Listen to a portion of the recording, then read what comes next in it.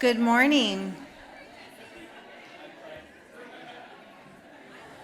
Good morning, everyone. If we can, I hate to stop chitter chatter. I love the energy. But we're going to get the program started. So if you could please take your seats. Really great. Thank you so much for being here today. First of all, is this too loud? I feel like I'm shouting at you. Okay, thank you. Welcome to our 2023 Future of Work Conference located on this beautiful campus of Pasadena City College. It's a pleasure to work here. I enjoy my time here very, very much. All of us are friends here in this space, and it's also a pleasure to see recognized faces, new friends, old friends, but most importantly, it's just a really another great day of insightful conversations, amazing speakers, and of course the networking that we were just doing moments ago.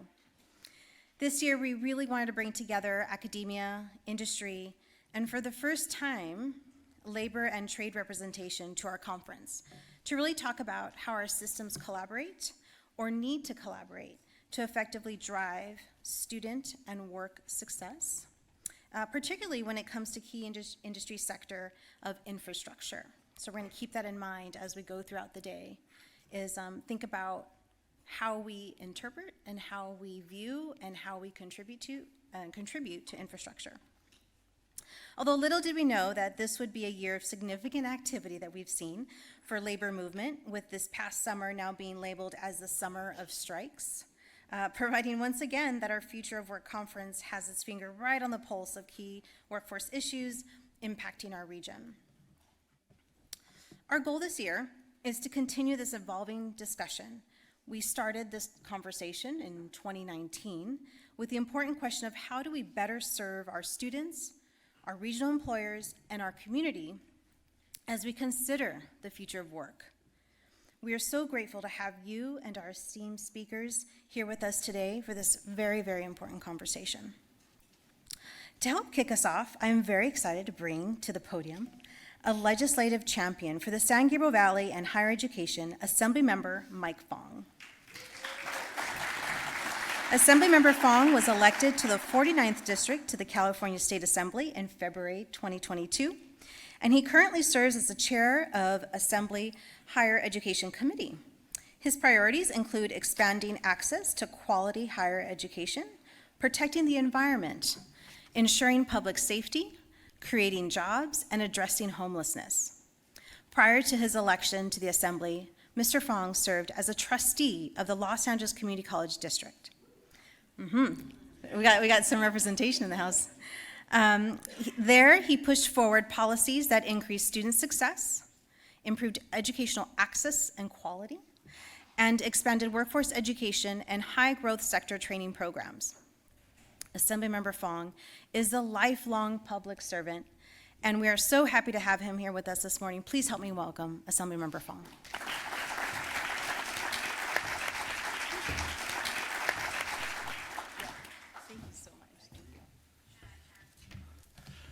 Thank you so much, Dr. Salvatore Sakuma, for that wonderful introduction. Let's give her a big round of applause. And good morning. How's everyone doing here today? This is an amazing crowd, amazing turnout. And if anybody's listened to the Future of Work podcast, that's one of my favorite podcasts. And Dr. Salvatore does tremendous work with that. Thank you for always looking at how we can look at future partnerships, look at the future of work.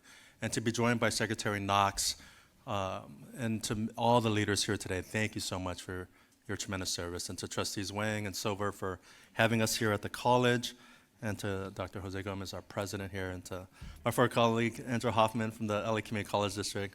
This is like coming home being on the college campus. And last week, just having a chance to tour Rio Hondo College and their workforce training programs. They had a program in auto tech and RNs, and also looking at their Tesla and EV programs going forward. We know the community colleges play a critical role in filling our workforce needs. And to all our community leaders and industry leaders here today, thank you so much for your partnership with PCC, with our community colleges, and to our students going through these programs. Thank you for your service and leadership as well. And as we look as a state, we know that community colleges play a critical role in building that future workforce. I was just talking to our secretary earlier, the $5 billion agency that he runs, the $11 billion that's allocated to our community colleges with the 8.22% base increase last year.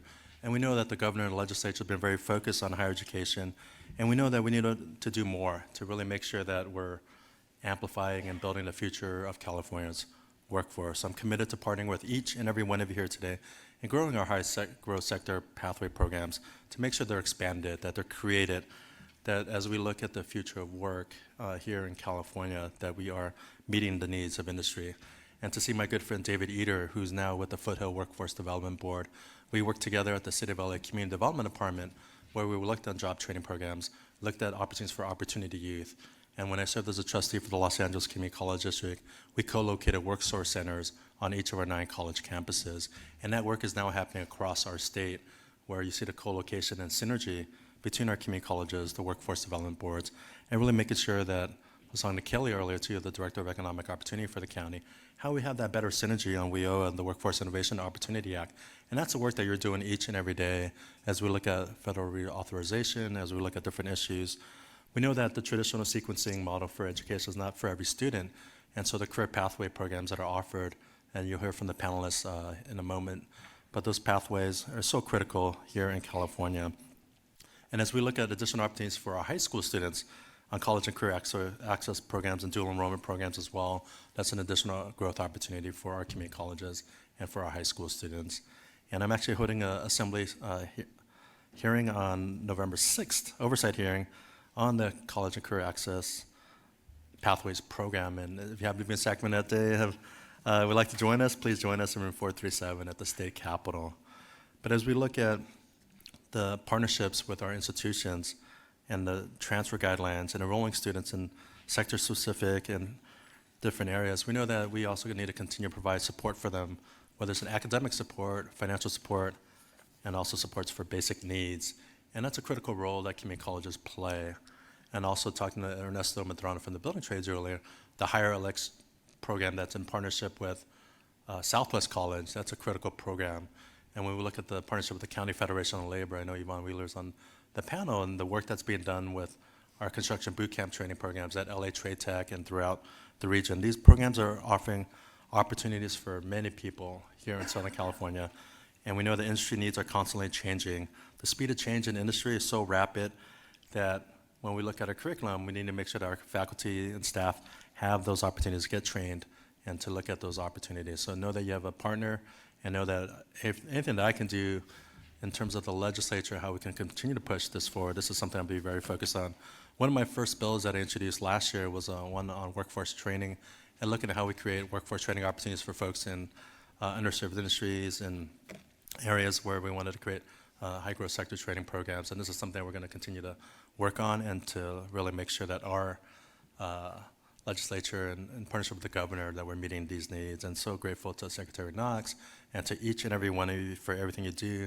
Thank you to Jesse Torres as well, and to everyone here at Pasadena City College for convening these opportunities. I'm so grateful for each and every one of you for all of your hard work and efforts at looking at the future work here in the San Gabriel Valley, here at Pasadena City College, and throughout our great state of California.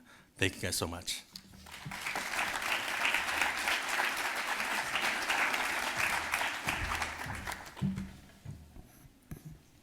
Thank you, Assemblymember Fong. Thank you very much.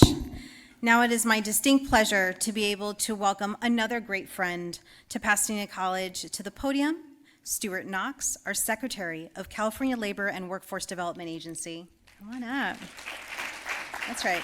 Secretary Knox assumed the role in December 2022. His impressive career includes pivotal roles such as Undersecretary of the Labor and Workforce Development Agency and Senior Vice President of Calbright Community College. Throughout his tenure, Secretary Knox has demonstrated a remarkable ability to transform workforce development entities into productive, performance-driven, and accountable organizations, and we are grateful for the many times that he has taken our calls, my calls particularly, to talk through workforce issues and offer his guidance. Please join me in extending a warm welcome to Secretary Knox.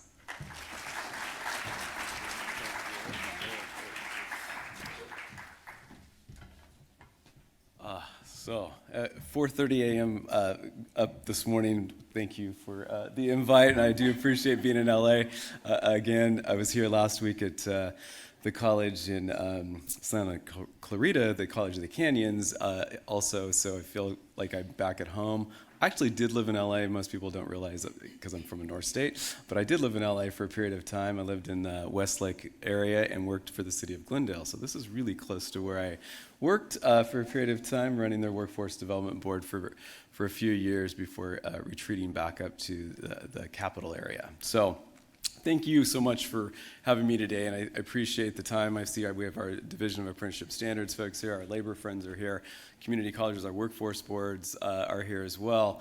So it's good to see that we are all connecting, which is I think the main point of my conversation today on the future of work, but just thinking about how our work has changed in the last 3 years, and just thinking ahead of what AI is going to do for the future of work for us as well, but also how it's going to change people's jobs and lives. But I think one of the things I want to talk a little bit about is the workforce development system as a whole, and how the community college partnership is so key to that. Also, I should also mention, I did work for a community college for 7 years prior to working for Calbright. I worked for Yuba Community College, and I ran the workforce development programs and their economic development programs with contract education. And so I think also adding in contract ed is a key component of the work that I think from the workforce boards, how we see how valuable the education system is for us. So I heard some stats the other day. I'm sure we've all heard these before, and it's probably going to change from week to week, but that a high school student that graduates this year will change jobs 10 plus times in their career, in their lifetime ahead. So I think thinking about that as what the future of work is going to look like, and we have what we call the cradle to career programs at the state level as well, and we have these conversations around how important it is that people continue their education in their lifespan, because it's going to be an ever-evolving change in the way we do work. I've changed careers 7 times in my 29 years of doing workforce development in one way or another, going from a community college system to a workforce board to a health and human services agency director, running the employment training panel for Governor Brown, and then for the Newsom administration. So while it's all streamed around workforce development for the most part, it's just how key it is for our education partners for us in the workforce development world to know that these jobs are going to be ever evolving and changing. AI is going to affect us probably tremendously for many ways and many years to come. And I think one of the things is the governor's put out an executive order on is for the state agencies to look at not only how it changes business, but also how it's going to change state operations, how it's going to affect people's lives and work, and how we also, I hate to use the word contain it, but also think about how we do contain it to some level, because it also isn't always a positive thing as we see transitions in life. I talk about this often about how I started my career, which was really working with dislocated workers in the education component of teaching GED to workers who had lost their jobs. We call this just transition, and our labor friends, we know this world too well, of like that, there is no real just transition. As we start to see economies evolve and change, we realize that people that have to have these education moves in their life, it's going to be ever evolving. And so when I started my career, I worked with timber industry traditionally, and what they did was we saw this spotted owl, I don't know if anybody remembers this, the Northwest Economic Adjustment Initiative back in the 90s, where it just decimated the timber industry in the North State. Policy decision, probably the right decision, maybe, don't know. Thousands of jobs were lost. And so how do we take those leaders within those communities and regain those jobs back? We're going to see this in the oil industry. We already have $40+ million we've put out just recently to actually see those transitions as we start to move people out of those jobs into new green jobs. So a little bit of our work, and a look at our workforce boards and friends here, is thinking about how we have the funding at this point in time. And this governor with our legislature has been amazing in terms of, he mentioned $5.4 billion has been pumped into the workforce development system in the last 3 years. A lot of it, actually almost $200 million to the Division of Apprenticeship Standards on apprenticeship training programs. How do we start to think about how this is connecting to the community college systems? And so while the college system is massive and huge, 116 community colleges, 73 districts through the state of California, we have 45 local workforce boards. We want to see that integration. I know it's happening in many areas in the state of California. We want to see it more. Our system is much more focused, obviously, on underserved populations that typically haven't had the opportunity to go to community college or to any college. So how do we start to actually have a case management system for which we run on our side to be better connected to our community college systems? Career centers within the community college system. How do we actually have career centers that we may even operate within your campuses? That's how I operated one. We had, matter of fact, when they came to me and said, we want you to run our career center at the campus, I said, oh, I don't want to run your career center at the campus. It felt like it was just keeping students through the 2-year cycle, but they weren't really focusing on actual careers at the end. And they said, yeah, you're right, we want to change that. So I said, sure, we can come in and we run your career center. So we ran the career center. We were also held by the college, it was a little bit easier, but we ran the career center as a part of the program. And so we really focused on those CTE programs. So what we did is we actually embedded our career counselors into those CTE programs in the beginning, in the fall, and in the spring semesters as they started to exit. So what kind of support services could be provided to folks that may need support services? If they were in post-academy, did they need closed? If they were in the RN training, what did they need? And we could provide those support services to them. So these are kind of the hands-on examples that we could actually do better, I think, within our system to work with our community colleges and partner with them. Then for the placement services, the colleges have good connections with the employers, and we have really good connections with employers. How do we become that placement arm for those community college systems so that those folks are actually making that placement at that point in hand in time? I know I was just talking to our labor friends today. That's the kind of work that we want to see. It's like hand off the hard hat as soon as we finish the community college system so that they're able to go to work. Talk a little bit about the apprenticeship training programs, and I know Kelly's going to talk about that, I think, on a panel coming up, but I think one of the core components of apprenticeship that we see is these are good paying jobs. These are typically union-led jobs. These are good paying jobs. We have worker voice, and so the 3 main components of the labor agency is worker voice and protections, our unemployment and UI and SDI and workers' comp benefit programs, and our workforce development programs. And so how do we start to align even within our own house, because we have 4 different workforce development programs under the labor agency.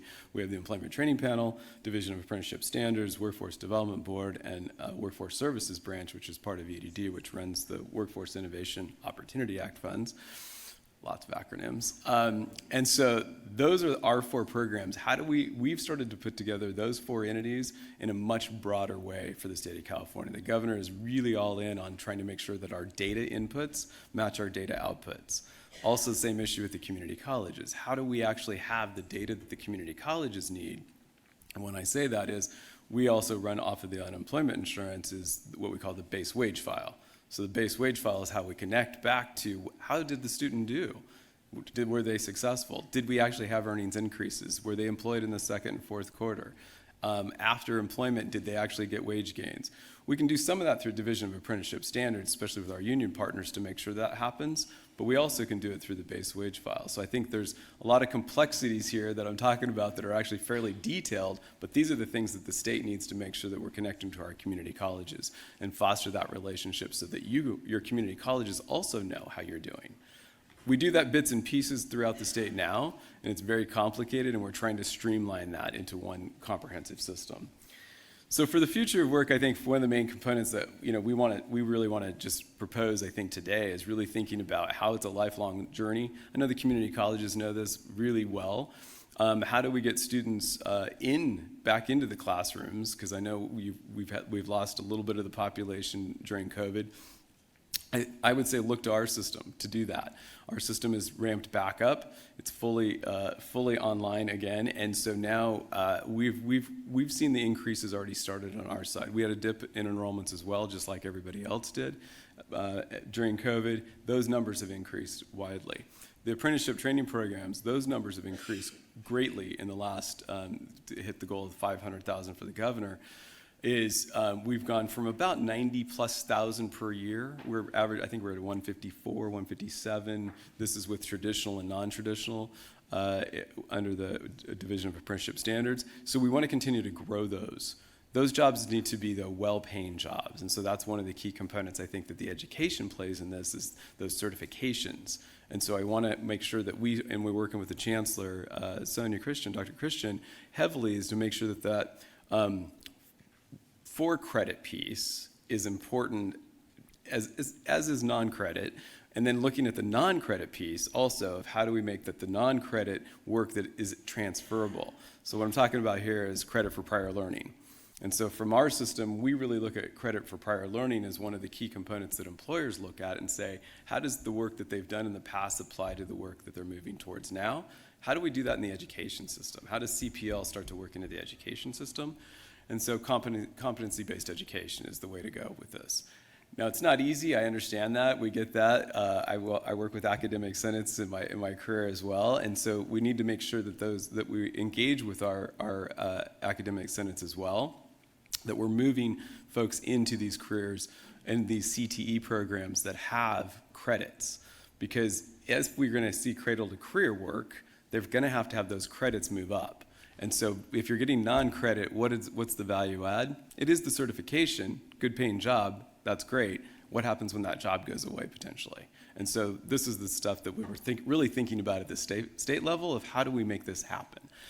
So looking to all of you, if thinking this through with us is the goal for today, I believe. And I think the takeaways from us is going to be how do we actually look at laws? I know that the governor signed the executive order, I think going on 4.5 weeks, five weeks ago, where we would do the career pathways. And so this is the type of work we're going to work with the legislature in the upcoming session, is to thinking what laws currently are working, what's not working, is there trailer bills that we need to actually propose to actually change some of the laws to make this work better. We've got a list of 8 or 9 on the workforce development side that we're working with the chancellor's office on. There's a couple laws that need to be updated. We know that for a fact. And so we're going to work with the legislature to make that happen. In terms of funding, this year is probably not going to be another banner year in terms of our state budget, but I will say because the governor and the legislature has put so much money into the system, and especially in workforce and the community college system, that I think there's a lot of leverage that we have there, and we have a lot of ways that we can make our money work in a way with the Career Pathways Initiative. These are already initiatives that we've been thinking through.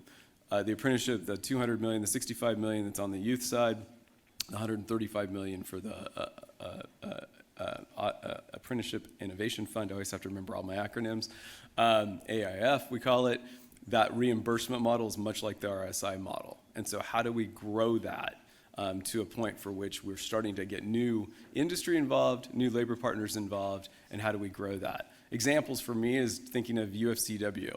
They have about 100,000 plus members within the union.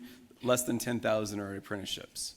That's the meat cutters union typically. We used to have confectioners apprenticeship. How do we actually grow a confectioner's apprenticeship model again? How do we work with the community colleges to set up some models to make that work, just like we do with the building trades? So those are some examples of like what can we do next to actually start to grow, one, the membership, but also grow those jobs and grow good paying jobs in the future. So with that, I guess I'll open it up if there's questions also for next steps. Lots to do. Look forward to the work ahead. And if there's any questions. Thank you. Any audience questions? Yeah.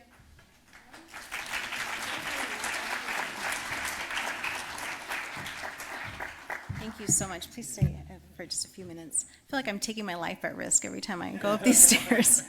Wrong shoes to wear today. Well, thank you so much. Before you step away, we actually have something very special to present to you. Dr. Gomez, can you join me please at the stage? Please welcome Dr. Gomez, our interim superintendent president of Pasadena City College.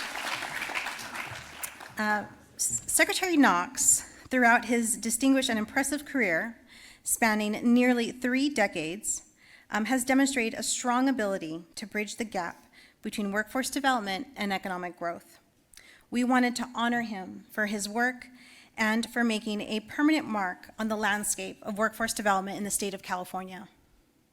It is with great pride that we present him with the Pasadena City College President's Award to Secretary Knox in gratitude for his service and leadership in the area of workforce development.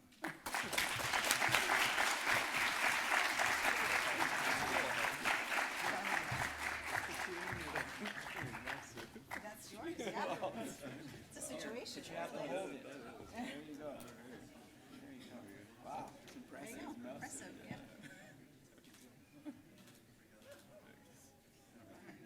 Thank you so much. Yes.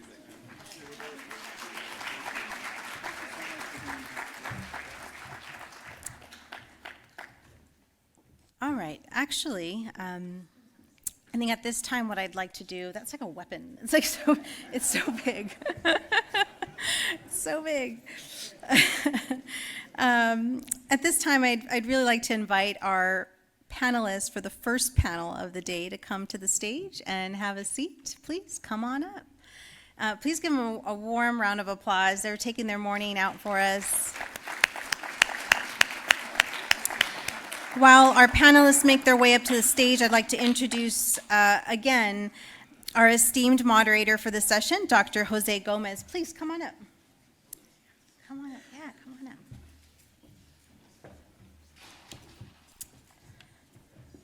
Dr. Jose Gomez, as I mentioned, is our interim superintendent president for Pasadena Area Community College. Feel free to have a seat anywhere.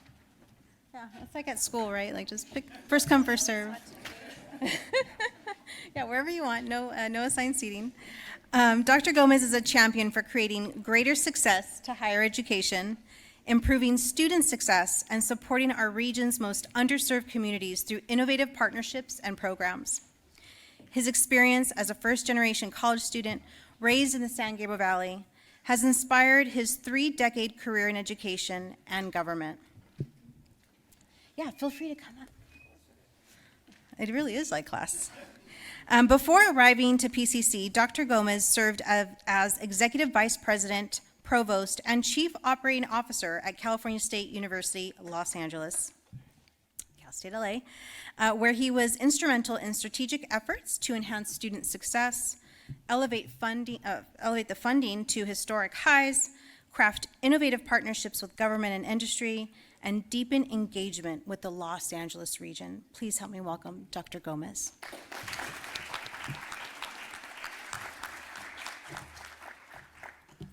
Thank you, Salvatrice, and thank you for all of your work putting together this great conference. Let's give Salvatrice a big round of applause. Good morning, everyone, and thank you all very much for joining us for our 5th annual Future of Work Conference at Pasadena City College. This is my first time participating in the conference, and it's a pleasure to be able to be with so many great friends here today. We have so many change makers that are here doing important work in the San Gabriel Valley and the entire Southern California region. These folks are building pathways of success for our students and workers. I would like to recognize several change makers that are here today. These are some of the biggest champions for PCC and for our region. First, I'd like to recognize our assembly member, a champion for higher education and for PCC, Assembly Member Mike Fong, who's right here with us today.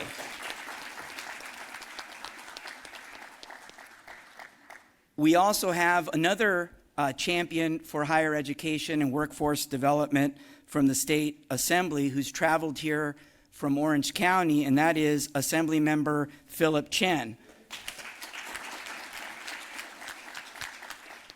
And of course, we have our mayor of Pasadena and a proud PCC alum, Mayor Victor Gordo, is also here today.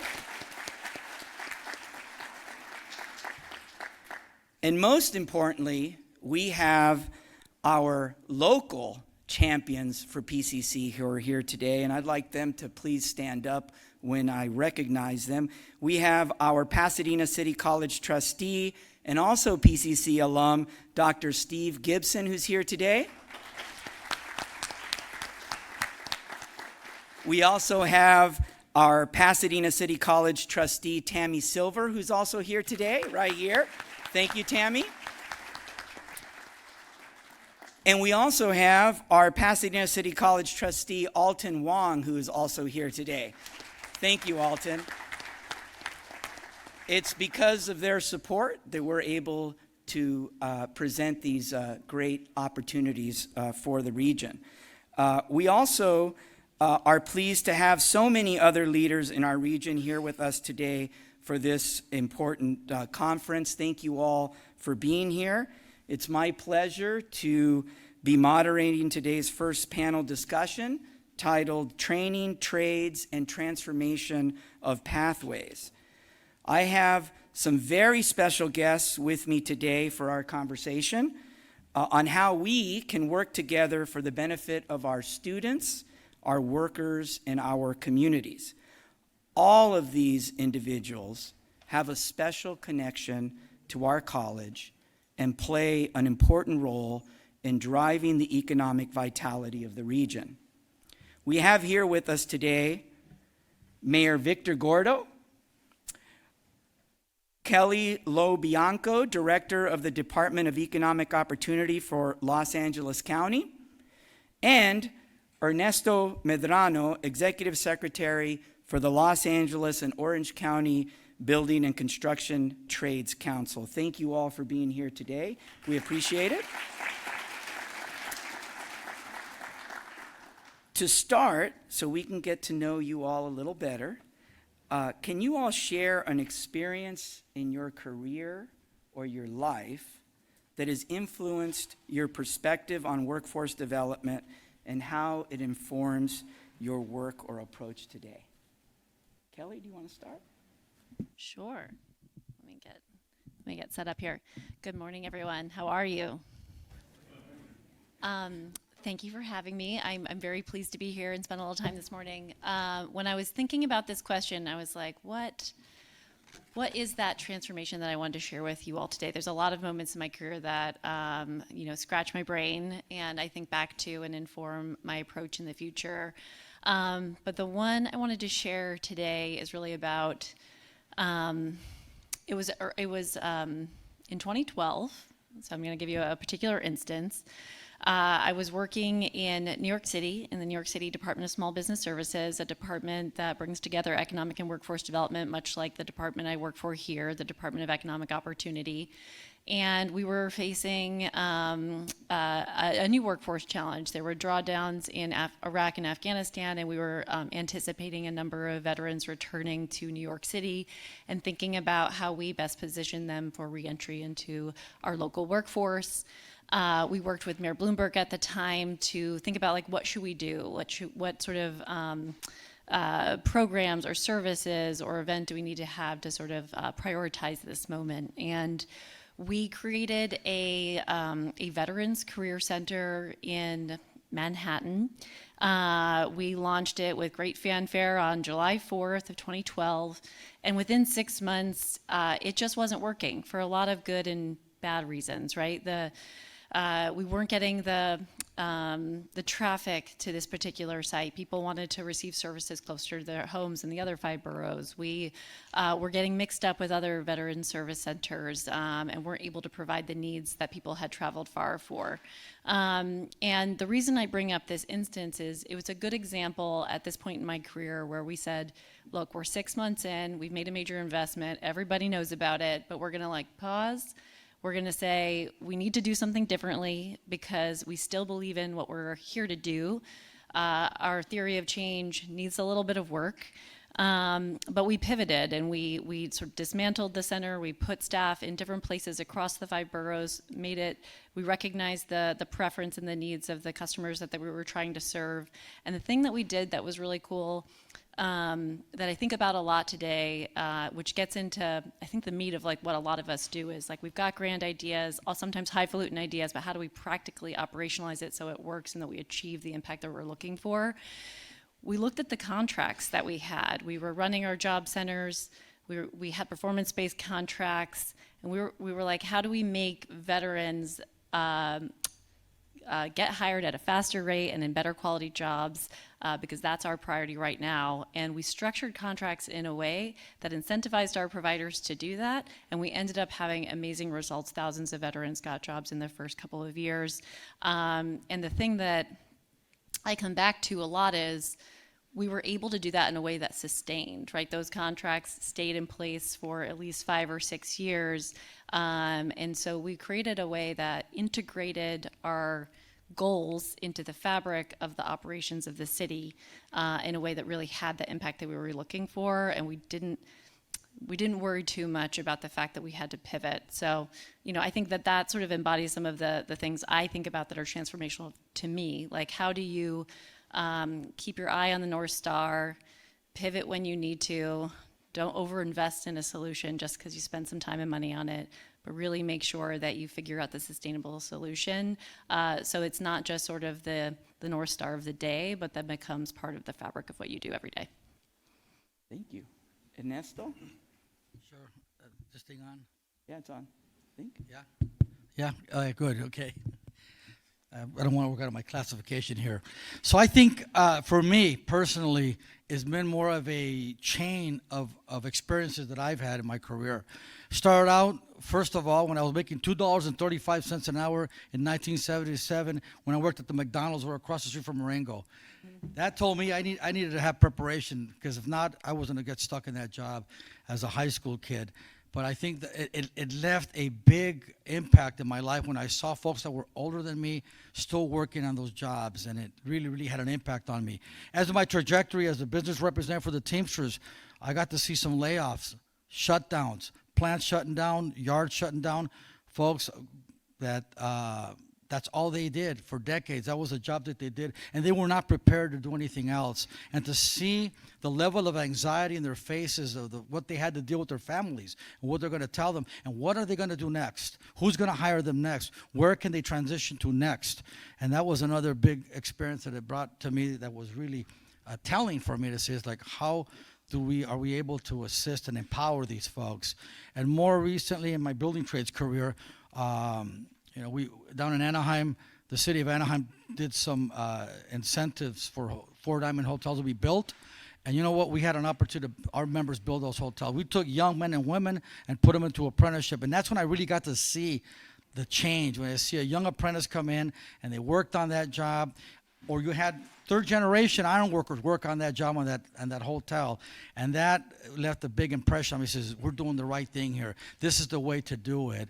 And more recently, with our apprenticeship readiness program at a graduation at the higher LAX program that we have, our apprenticeship readiness went to the graduation. One of the students got up, he spoke, and later on I found out he had been 24 years incarcerated.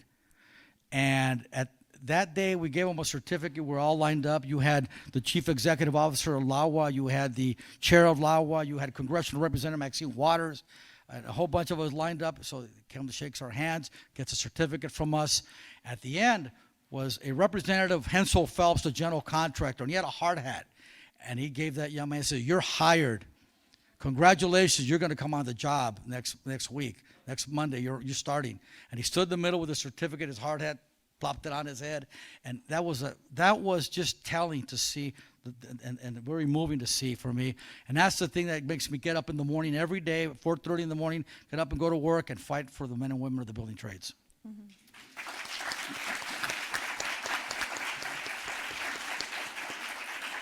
Mayor? Good morning, everyone. For me, like for Ernesto, it's been more of a journey. So I was born in Zacatecas, Mexico, and my parents brought me to Pasadena at age 5. As an immigrant who only spoke Spanish, I watched both of my parents work 2 jobs. And I realized from a very young age that the workforce was not a fair workforce. I went to work at the restaurant here in Pasadena with my dad, who was a cook and a waiter, picking up dishes and bringing chips and salsa to people.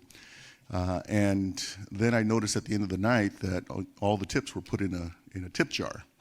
It really was a shoebox. And at the end of the night, the owner would come in and take all of the coins and all of the tips and give whatever he wanted to whomever he wanted, notwithstanding he hadn't been there, and then he'd pocket the rest for himself. And I realized at that age that, I wanted to be involved in worker rights, and so I came to PCC took a business law class and thought, yeah, that's exactly how I'm going to do it. And so I went on to school, became an attorney, and you'd be shocked to hear I became a labor attorney. I put my my law degree to work for working people, and have done so for 25 years. But as I look back, that was a pivotal moment for me, just to sit there as a kid and watch the people who I worked with shoulder to shoulder, and who, like my father, had to go home and provide for a family who lived in, we lived in a garage, and had to work 2 shifts, sometimes even more, to make ends meet, and to just watch in a matter of seconds this individual come in and take that hard-earned money that could have made a difference, not just for my family, but for the family of the other workers. That was impactful for me, and so that's why I dedicated my law career to labor and working people. And then, during, you all recall when we experienced a tremendous boom in the economy. And now, fast forward, I'm a labor leader, an attorney, and an elected official in Pasadena, and I'm hearing, we had a few shootings in Pasadena, and I'm hearing I go up to the parks there, and I'm hearing from the young people there, actually people of all ages, what we really need is what we really need are jobs. But then I'm hearing from contractors and employers, we don't have the workforce. We don't have the people to put into jobs. And by the way, I'm still hearing that in Riverside County, who, by the way, has 3,500 openings. If anyone knows someone looking for a job, they're very good jobs. City of Los Angeles reported a 20% vacancy rate a few months ago in civil service classifications. And so employers are still struggling to fill positions. And so I realize there's a disconnect. There's a disconnect between the people who are looking for work and a disconnect between the employers. And that gap is created in part by the knowledge that there is opportunity, and the understanding that it's achievable on the part of the people who are looking for that opportunity. And so first, we have to explain to people there is an opportunity for you to be a successful and contributing member of this community, and it is achievable. I remember being in school, and maybe some of you will, and thinking, oh man, college, maybe not for me. Or this path may not be for me. It just seems so daunting to go all the way to grad school. I managed to do it, but for so many it's daunting, and so they don't believe, they see the opportunity, but they don't believe it's achievable. Nowadays, you see people working at the airport in different classifications where they've seen that opportunity. And somehow they've understood that it's achievable, and I think that's part of the challenge. And we make it achievable by making the training known, and that's where that gap is. They don't see how they get from A to C. They don't see that B, and that B is the training for all of these varied pathways that can bring them to success. Whether it's in the med tech industry, then they move on to become a nurse, or whether it's in the trades.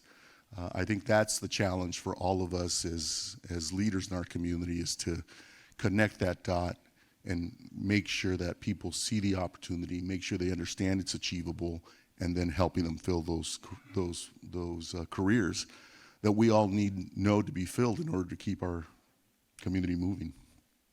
And I want to say something about the mayor. I had been at PCC probably 30 minutes at my first event. I wasn't yet official here.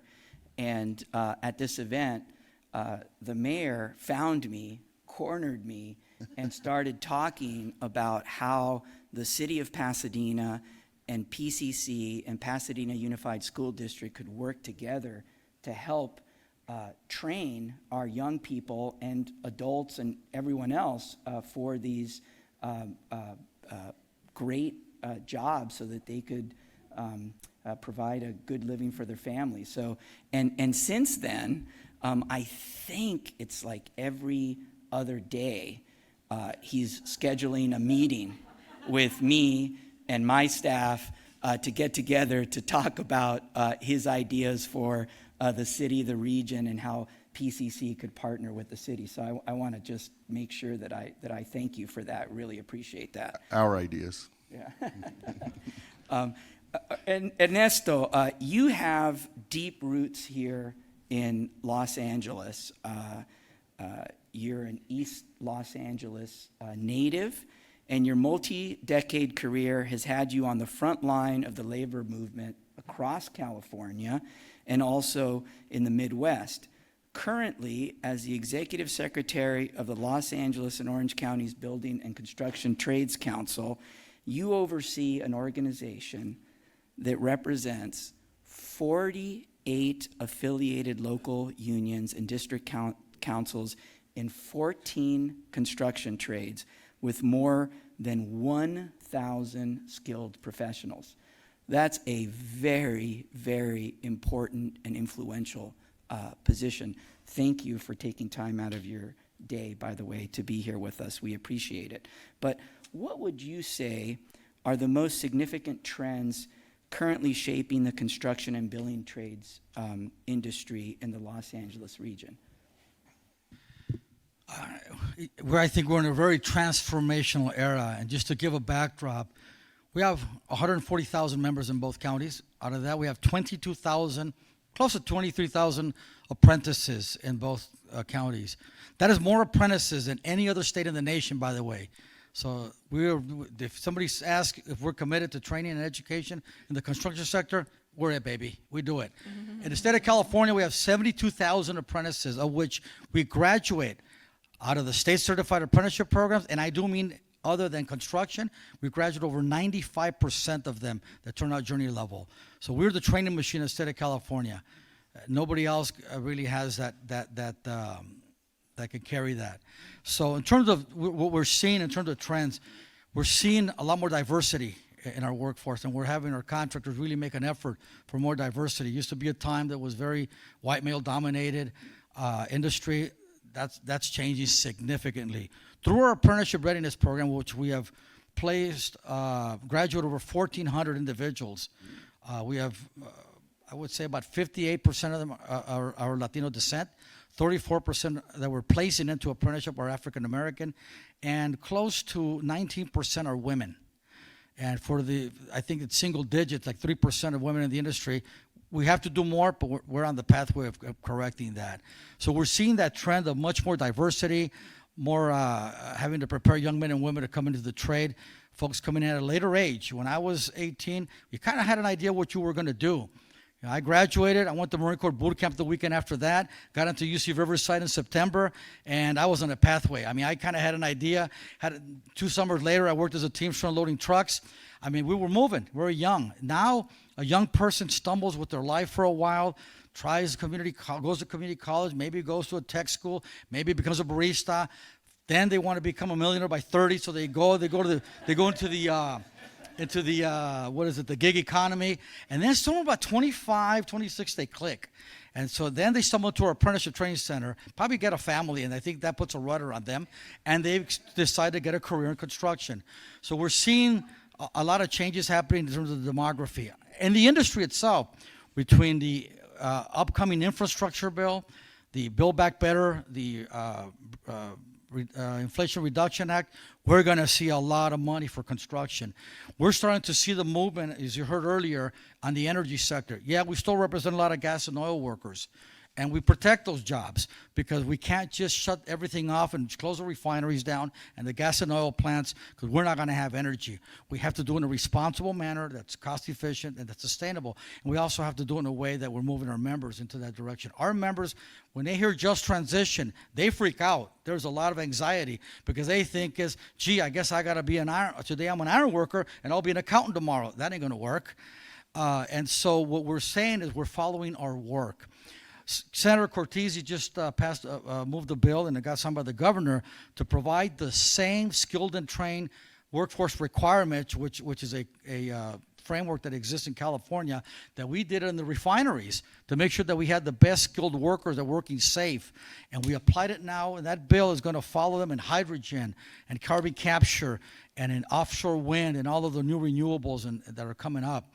So that's kind of the transformation we're seeing, more in energy. Residential, we're coming out there. We're going out there to go after the residential sector. We're the most exploited sectors in construction.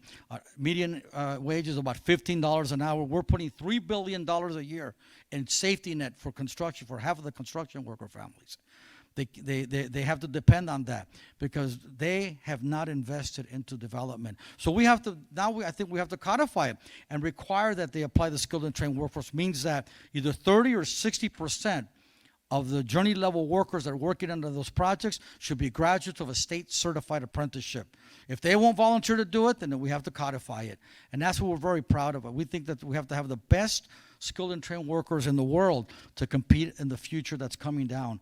And look, apprenticeship in construction, it shouldn't be a consolation prize. It should be a choice. And even if you have a degree, we have people coming in that were formerly incarcerated, formerly homeless, to folks that have a bachelor's degree or even a master's degree coming into our apprenticeship, all walks of life, and they're all welcome. They're ready to strap on their work boots, get out their tool belt, and go out there and go on the job site and do the work. So we're seeing more in the energy and the residential. We have some policies here in LA County and some legislation also at the state level that is enabling the workforce development to take place in those sectors. Thank you, Ernesto. Mayor Gordo, you're, of course, an alum of Pasadena City College, and you're the mayor of the most populous and by many measures the most economically important city in the San Gabriel Valley. And you have a keen understanding of labor issues as you have been the General Counsel and Secretary Treasurer for the Laborers International Union of North America, Local 777. How do you envision the future of Pasadena's workforce in the next decade? You know, building on what Mr. Medrano, Brother Medrano said, it's, the future of Pasadena's economy is changing. In the last few years, we've seen over 300 medical technology companies come into Pasadena. Everyone from Protomer, who's looking to solve diabetes, to Zencor, who's doing groundbreaking work on the brain, to Huntington Hospital that's trying to grow its workforce, to Doheny Eye Institute that moved into Pasadena. And then we're just seeing more and more medical technology, all driven by Caltech and some of the great institutions that we have. The Carnegie observatories are all going to consolidate their operations in Pasadena. I think one of the challenges for the workforce in Pasadena is to not repeat some of the mistakes of the past. Brother Medrano points out the fact that, young people wake up in their 20s and realize, they're not going to make $1 billion in the gig economy by 21. But there are very good paying jobs that they can build from and then build a company and maybe become that millionaire or billionaire. And I don't think we do enough at the early stages. The young people need to know, and I don't think young people know what those opportunities are while they're still in junior high and high school. Many of you will recall that, and I'm looking back at the economy as it was when I was coming out of high school in Pasadena, was construction, was a lot of the trades. And when I was in high school at Pasadena High School, we had the shops, right? And people who were in the shops, whether it was the metal shop, the wood shop, the automotive shop, they were in there developing their skills to then participate in the economy, in the local economy. My senior year in high school was probably the last year that we had that. I learned in the shops, and you and I have talked about this, Mr. President, I learned in the shops that I better learn to do something else because you didn't want to see me with a hammer in my hand. And so I think the challenge now is to forecast where our economy is going. And our economy in Pasadena is going in the direction of med tech, medical technology, where they'll need technicians, not just scientists, not just the people at JPL, but they'll need technicians, lab techs. Huntington Hospital is growing its footprint in Pasadena, and they're desperately in need of employees at every level, nurses, bedside assistants, Doheny, same thing. And so project where our economy is going and then begin to weave the future of our economy into our curriculum at a very young age so that young people understand, there's an opportunity for me here in Pasadena to work for one of these large companies, and then tie that initial knowledge through the school district and our local schools to programs at the schools that then feed into programs at places like Pasadena City College, so that young people aren't having to pay for $49,000, $50,000 for one of these programs in West Covina that provides in my view, an inferior education to what Pasadena does and could provide right here at home, because it's being privatized, these programs. So that's the challenge for us, is to forecast, to always try and stay ahead of the curve by forecasting where our local economy is going, making sure that our school district weaves that into the curriculum so that young people understand there's a pathway to success that leads to a very good career in our local economy. Great, thank you, Mayor. Kelly, you're the inaugural director of the LA County's new Department of Economic Opportunity, which is a merger of 4 key economic and workforce development programs that includes the administration of the Office of Small Business, the American Rescue Plan programs, and 18 of the county's America's Job Centers of California. Kelly, given the county's vast and varied economic landscape, how is your department aligning workforce development with the rapidly changing needs of the infrastructure industry, and how are you bringing the gaps between the traditional workforce training and the evolving requirements of these modern infrastructure projects? Thank you. We are a brand new department. We are overseen by the Board of Supervisors, who for a long time had been thinking about how do you bring together economic and workforce development in LA County. Our department actually, our county government didn't have a single entity focused on that.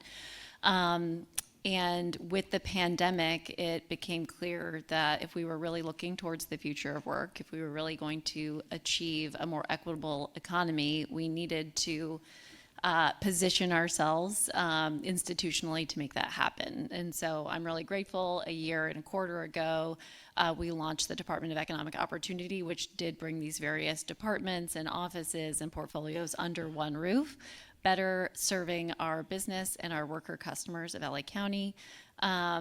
So we've been getting going. As I've told a lot of folks, we're sort of an infant agency entering maybe teenage years at this point, but it's been really, really exciting. So what sort of falls under the fold? We're not just workforce, although we are that. We oversee the LA County Workforce Development Board, 18 job centers.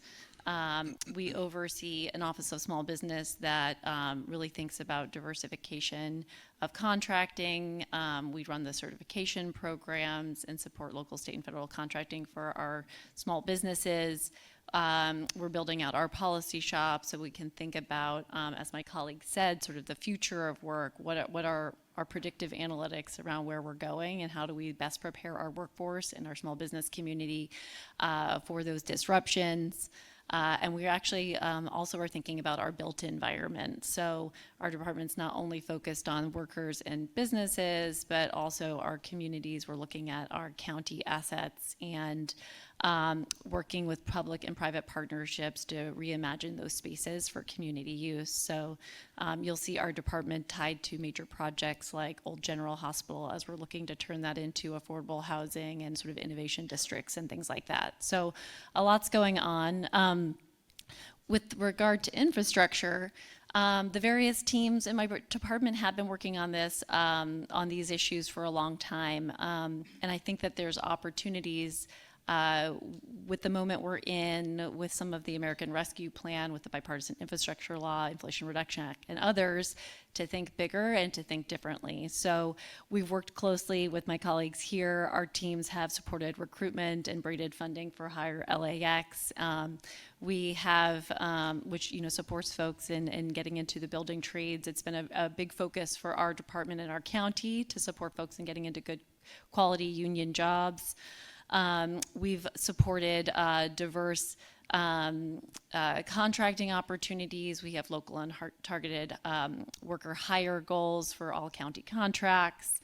We've recently, with the trades, implemented a county workforce agreement. So there's always been these values there, but I think it is a pivotal moment that we're excited about that allows us to do things a little bigger, a little differently, more institutionally. So, for example, with the American Rescue Plan, which is our department was lucky to receive $156 million of the county's $2 billion investment, and a large part of the way we're investing those dollars right now are to create high road training partnerships after the state model, where we're creating sector-focused training programs that really center sustainability, job quality, and equity. And we're doing that in infrastructure. So we're partnering with the Apprenticeship Readiness Fund, making sure that we're supporting diverse pipelines of talent into the trades. We're also working in our sort of social infrastructure. So we're building high road training partnerships in early care and education, understanding that if we really do want folks to be able to get back to work, we need to lift up our education and our child care providers and industries and where folks are working today. We also are braiding in creative things like what we're calling a worker equity fund. We know the opportunity cost to upskill and get back to work in a new field often is difficult, right? And we know that paying for folks' wages during training can be helpful, but sometimes there's bigger needs at hand. We have an affordability crisis in LA County. I'm sure everyone is very, very aware. Sometimes rent or childcare or something like that might be the $400, the $1,000 that really disrupts your life. And so we've been using these dollars to think a little bit differently about workforce development. Industry-informed skill training, partnerships, worker voice, those things are critical, but also how do we get creative about cash assistance for folks while they're upskilling so that they can be successful and really get to the next level. So those are some of the creative things that we've been able to do with the American Rescue Plan around infrastructure. One of the other things with the bipartisan infrastructure law that we're really excited about is Infrastructure LA. So we are part of a regional collaborative to think about how to make investments collaboratively and equitably and sustainably with an eye towards resilience. And so a department like ours might not have always been at the table. So you'll have your sort of traditional folks at a table like that, your public works, your sanitation districts, Metro. But the Department of Economic Opportunity, along with our Chief Sustainability Office, are running sustainability and workforce teams as part of Infrastructure LA, because what you're seeing at the federal level is both the formula and competitive grants are scoring based on community benefit in ways that they haven't done before. So we think that's a really exciting change. It also means that your typical broadband development, the new EV infrastructure, your traditional capital development. It's not enough to just have a good idea and partners at the table. You also have to show how you're connecting to your public workforce system, how you have a diverse supply chain, how you are talking to anchor institutions like your community colleges, and making sure that our local workforce is lifted up and that any investment in our geographies has a positive impact on those local residents now and in the future. And so we're really excited about the opportunity, whether it is building a bridge or whether it's a new bike path along the LA River, that our department's directly connected to that. And so we see this as sort of the path in the future. There's a lot of dollars right now to help us create more equitable infrastructure, and we're happy to be at the table. And I do think this is a game changer. And one of the things I wanted to connect to what Mayor Gordo was saying is I think is a really good point around sort of what feels like a mismatch right now, where folks need jobs and they're looking for good jobs, and employers need to hire. And I think that we're really in a good position to not only make sure that we're connecting folks to good skills-based training like our apprenticeships with the trades, but also changing the paradigm in which we're thinking as a community right now about skills-based hiring. Sort of, you don't just need a 4-year degree to get the best career. Maybe a community college pathway is exactly what you need for the best career. Maybe an apprenticeship pathway is the best career. Maybe some braided combination of pathways is the right way. So I think we're at this pivotal moment where we're thinking differently, valuing people's experiences, valuing people's unique life paths, valuing stackable credentials that might not be the traditional way that someone connects to the labor force. But I'm excited about the evolving conversation in sort of the skills movement, and hoping that that really gains momentum here in LA County. Mayor? If I may just follow up on that, I think you're absolutely correct that it's the multiple pathways to success. There is no one, there is no one pathway or one recipe to success. We all come from different backgrounds, we all have different interests, and we all have different opportunities. And it's being able to see our own pathway to success. And Mr. President, you've heard me say this. When you look at the data actually backs that up. In the entire history of this country, not LA County, not Pasadena, not California, but this country, only 39.6% of people have ever gone to a college or university and attained some level of certification. That means the overwhelming majority of people have found other ways to be successful. And we have to keep that in mind. And so when flashing back to my earlier comments, when we said every child has to go to college to be successful in the late 80s, the inverse message to that 60% is, well, if you don't believe yourself to be a college prospect, you're not going to be successful.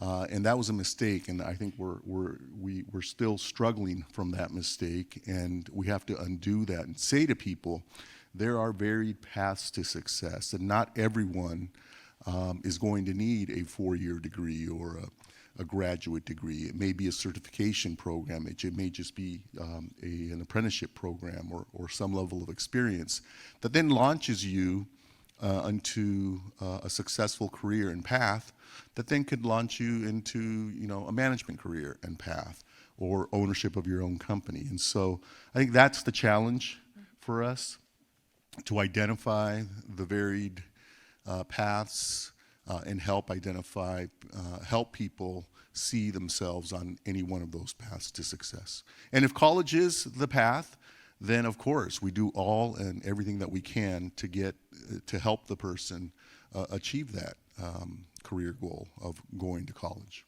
or a 4-year graduate school. Great.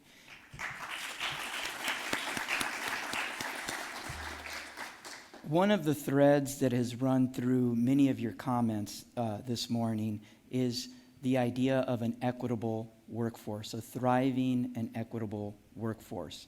What can we do to ensure that we have a thriving and equitable workforce?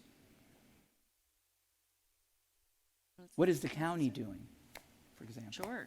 Yeah. Sure. I mean, that I think the commitment at first is the start, right? You actually have to believe that as the end goal, because not just because it's a nice thing to do and an altruistic thing to do, but that's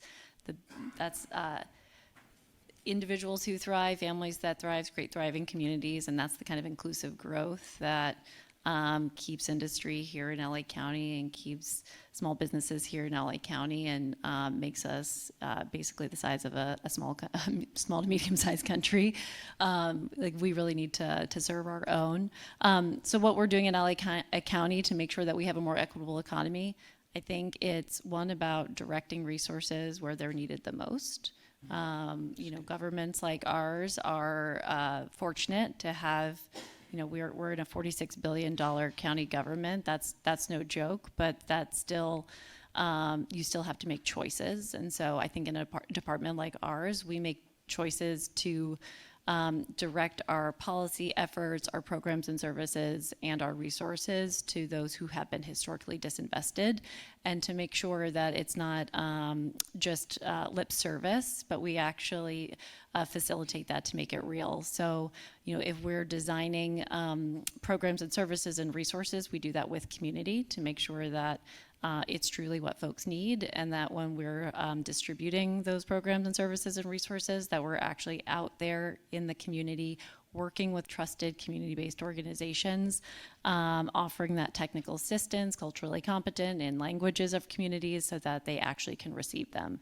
I think a good example is we just rolled out a $50 million economic opportunity grant. We're 2 weeks away from getting all of those dollars on the street. We had 80,000 small businesses and nonprofits apply, which I think shows you the need coming out of the pandemic here in LA County. But we used an Equity Explorer tool built by our Internal Services Department and our Anti-Racism, Diversity, and Inclusion Office at our CEO's team, making sure that all of our outreach and engagement went into historically disinvested communities that sort of reach highest and high tier need, and that all of those dollars are dispersed there. So I think that's a good example of just the intentionality of the way that we both prioritize our efforts and the way that we deliver them, so that that impact really is meets our intention. I'll take a stab at it. I think from government, when we're learning our apprenticeship, primarily through apprenticeship readiness, and it was mentioned earlier, it does every week. I will sign checks, stipend checks for the students in the apprenticeship readiness, and as simple as my car broke down, I need a new radiator. I need to finish paying my rent this month. Simple things like that. I need a pair of work boots. A good pair of work boots costs $300 a pair. The OSHA certified one to get you on construction, not the cheap ones. And you got to have those. A tool. If you get accepted, if you get sponsored by that contractor, they may require certain tools, and tools aren't cheap. If you got the ones that you're going to work out, not the ones necessarily from Home Depot. I mean, real industry tools, and they're expensive. When you put it all together, it's a heavy lift for a young person. That primarily folks that have come from a disadvantaged background. We're trying to give them a hand up so they could empower themselves and be successful. And so we've received grants and resources from government so we could enable to dole out the money, even to pay their initiation in their local union to start out the job. We'll get them a check from the community colleges. I think the best thing that you can do, and I'm very proud and happy to say that we've been starting the conversation to do the multi-craft core curriculum classes here at Pasadena City College, the apprenticeship readiness. It's a curriculum that has minimum of 120 hours. It'll teach you how to read a blueprint. You'll walk off with your OSHA 10 certification, CPR first aid, applied construction math, not the same kind of math you learn in the classroom normally. It's construction math. How do you measure concrete? How much pressure do you need to put up all the way for a sprinkler fitter system, all the way to that 70th story building, and what does it take to do that? What are the little lines between the rulers? Some of these young men and women getting out of high school don't know what they are.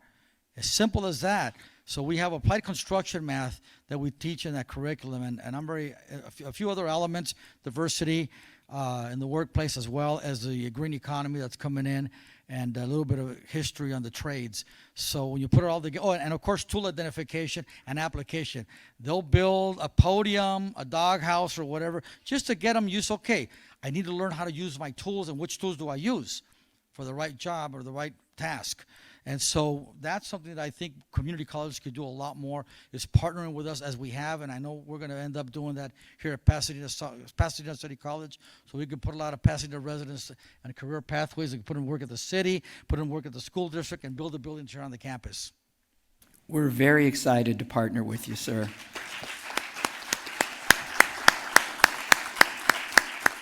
You know, I think that really is the key. I mean, just as you're talking, you know, I went to law school to avoid math. And so to hear that you're simplifying math and making it, you know, and showing people, look, you can learn, there's a difference between, you know, theoretical math and scientific math versus applied math that you need to, because that becomes a barrier in someone's mind. Well, I'm not really good at math, and I need it to be, you know, to be an iron worker, or, and we need to do more of that, preparing people, and be prepared to change our own thinking in terms of academics and in the school districts, and even at higher education, and say, no, you know, this theoretical math isn't for everyone, and that's okay. But we can, and we have to, you know, people will immediately say, well, let's be concerned about tracking. And that's a valid point. But if we flip that tracking argument on its head and say, no, it's about opportunity, and let people have choices, we can then provide the preparation and the training, and from the preparation and the training comes the opportunity. You know, I go back to, it was Johnny from the Iron Workers.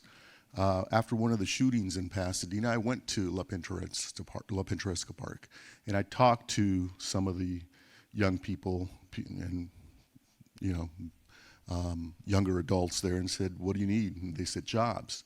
So I called Johnny from the Iron Workers, and I said, hey, I need you to set aside, you know, some spaces for some of these young people in the apprenticeship program with the Iron Workers. And he says, look, I want to meet him. And so he came out to the park, and we met with him. And afterwards, they left, and he says, look, Victor, I can get him an apprenticeship position, but we're setting him up for failure. He said, this is why. They're not prepared. They didn't have the knowledge and the background to do the basic measurements, to do the cuts, the understanding of the density of different metals, the weight, and how to figure out the weight of different beams. And so he said to me, I'm going to show you, he said, meet me with a couple of them at PCC. And we've had this discussion. He said, I'm going to show you where your real opportunity and your real challenge is. And so that following week, we met here at PCC in the building right over here with the different trades, and we walked through the wood shop. We walked through, not the wood shop, the carpentry shop, the auto shop, and then the Machine shop. the machine shop and the welding. We walked into the welding shop, and there were probably 60 students in there. And every one of them knew his name, Johnny's name. And he knew all of their names, and I'll tell you why. But what he said is, he said, you know, this is where the opportunity is for the people who college isn't for, who, you know, they don't see themselves in that direction, on that path.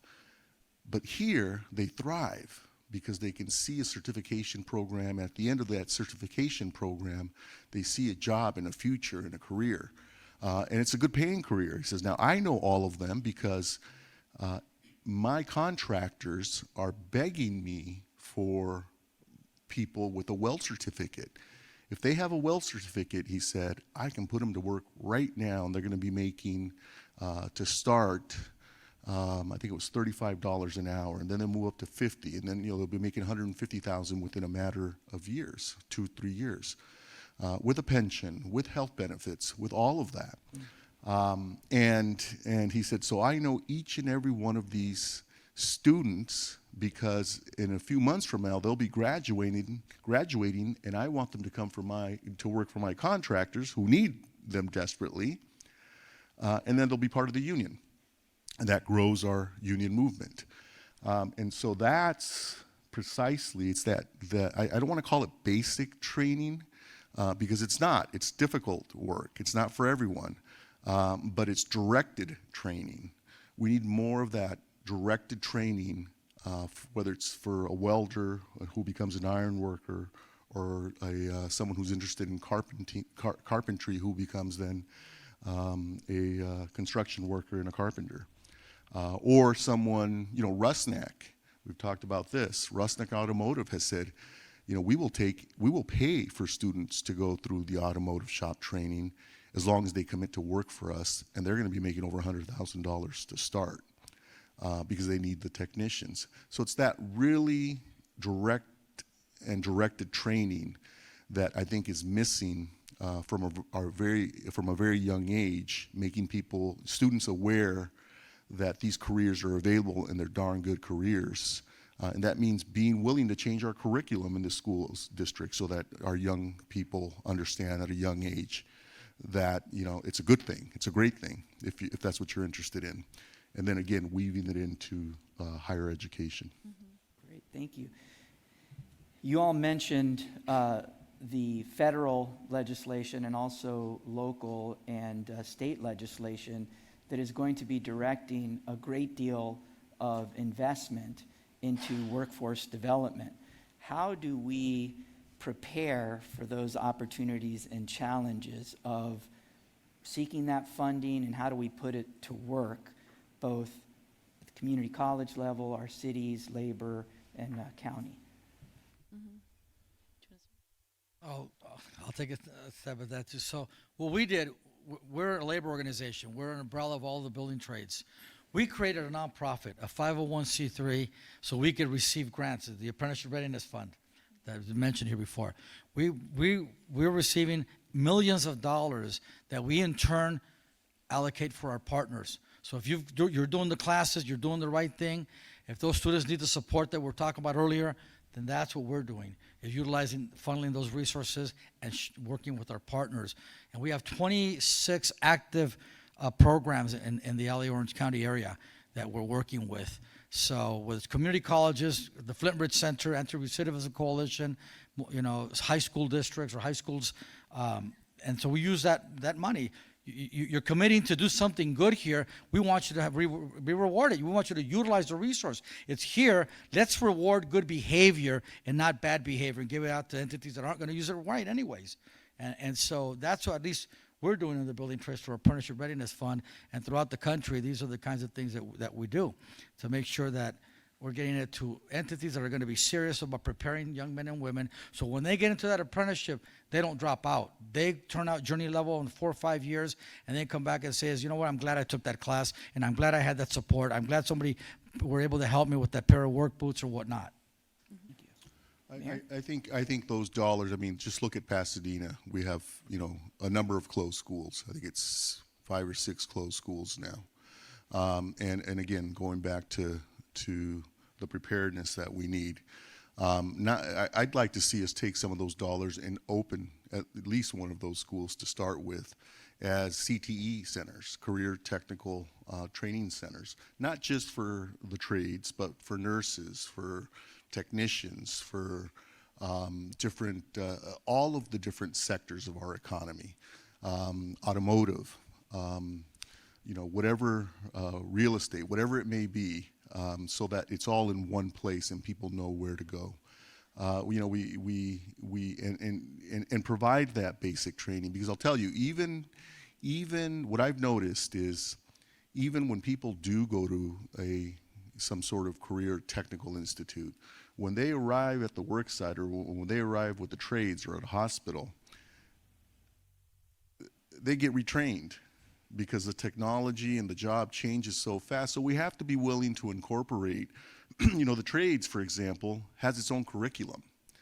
And that curriculum is based in real time on what the employers need right now. And it may shift.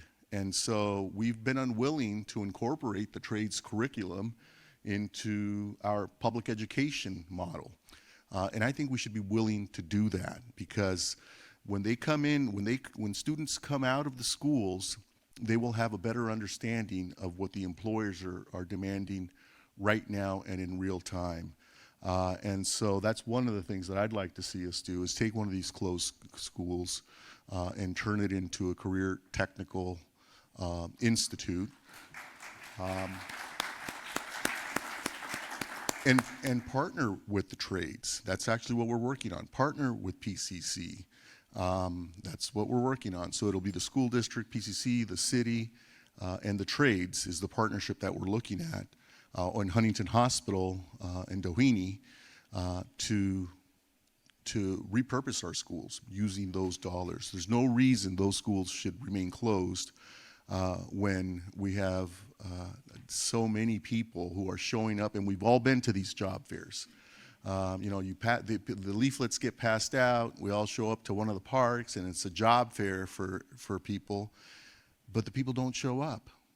Or the people who do show up aren't ready to take the job because they don't have the basic training that they need to take the job. That's what we need to change, and I think we can take some of our closed schools and change that in partnership with the people that are putting people to work. I really appreciate your thinking on that, and I also want to thank you for sharing your city staff with PCC. Miguel Marquez, who's the city manager of Pasadena, and I were able to travel to Kern County and see some examples of some of these CTE facilities that are extraordinary. He came back and on the bus, he was, go ahead. He's energized. Yeah, he's energized. He's excited. He says, why can't we do this here in Pasadena? I mean, if Kern County can do it, Pasadena can do it. And so he was, and I was the only community college representative on the trip, and he was the only representative from a city on that trip. But we're really excited to work on that project with you, Mayor, and the rest of the stakeholders in the region. Well, it's not a why, it's a when will we do it, and it's not going to be me doing the work, it's going to be you guys. Right. And we're here for you. We're here for you. Kelly, how about you? Sure. So from the county perspective, I talked a little bit about Infrastructure LA and how we're trying to sort of come together with a bunch of entities who are going for these bipartisan infrastructure law, Inflation Reduction Act, other dollars. They know that they need to optimize community benefit to both be competitive for those dollars and ultimately impact the community. So one of the things that we're really trying to do is be that sort of connector for folks. So knowing what the projects are that are emerging, us being there to then convene partners to make sure that we're not just saying work with the job centers, work with this institution or that institution, but actually co-creating solutions that bring in new dollars for our anchor institutions and help mobilize us for when those dollars come into play. So one good example, which isn't funded by those two funding streams, but is a big infrastructure example right now happening in LA County, is the Puente Hills Regional Park. Our Public Works Department, our Parks Department are turning the second largest landfill in the country into a major park. It's one of the biggest state park projects in the last 30 years. And one of the things that we've been doing as our department is working with the local high schools around the park as we're starting to build it and bringing in landscape architects and engineers and everybody to figure out how to do this. And taking our Youth at Work program, our paid youth workforce program. We support about 10,000 young adults per year with paid work experience. We put them in host sites, different sectors, employers all across the county. But actually working together with the landscape architect, Studio MLA, who's working on the park, working with local high schools, and having those young adults get paid, working with a world-renowned landscape architect, helping co-design projects, play spaces, experiences that will then be manifested when we create this park. So I just think those are some of the opportunities where, you look at a typical infrastructure project, but you bring the right partners who have an eye towards community benefit, and you can do things a little bit differently. And so I'm excited about those opportunities and how we can, connect the dots. I'm also excited, and I know many people in this room are participating in it, and Stuart, I think, left, but this thanks to him. But I got my state team here too. The Community Economic Resilience Fund is bringing hundreds of millions of dollars to different communities throughout the state. LA region is coordinated by LA EDC and the community. By CCF, and we are bringing together hundreds of organizations, whether it's labor or education or government or community-based organizations, to not just connect to projects that are almost baked. I mean, honestly, that's what we're looking at with some of for folks to go and get dollars from the feds right now for some of these major, your projects have to be pretty much idealized already, but this project, the Community Economic Resilience Fund, the SURF, through our High Road Training Collaborative, creates an opportunity for tables to be set, for the state to help us fund those tables to be set. So we're putting money in our community-based organizations' pockets to start to dream about what real community investment, economic development could look like here. So we're creating ideas. We're saying this is the geography that we should be building in. These are the solutions that we should be seeking, so that we start to seed those ideas for development together now. Not just try to improve the community benefit on projects that are 90% there. So I just wanted to lift that up because I think it's a really important movement, a regional strategy for building economic development. It's not all there yet, but I do encourage folks to participate and join the fold, because I think it'll be a really important way for folks' voices to mobilize in the future, and folks like our Department of Economic Opportunity to see which ideas we should be funding in the future as well.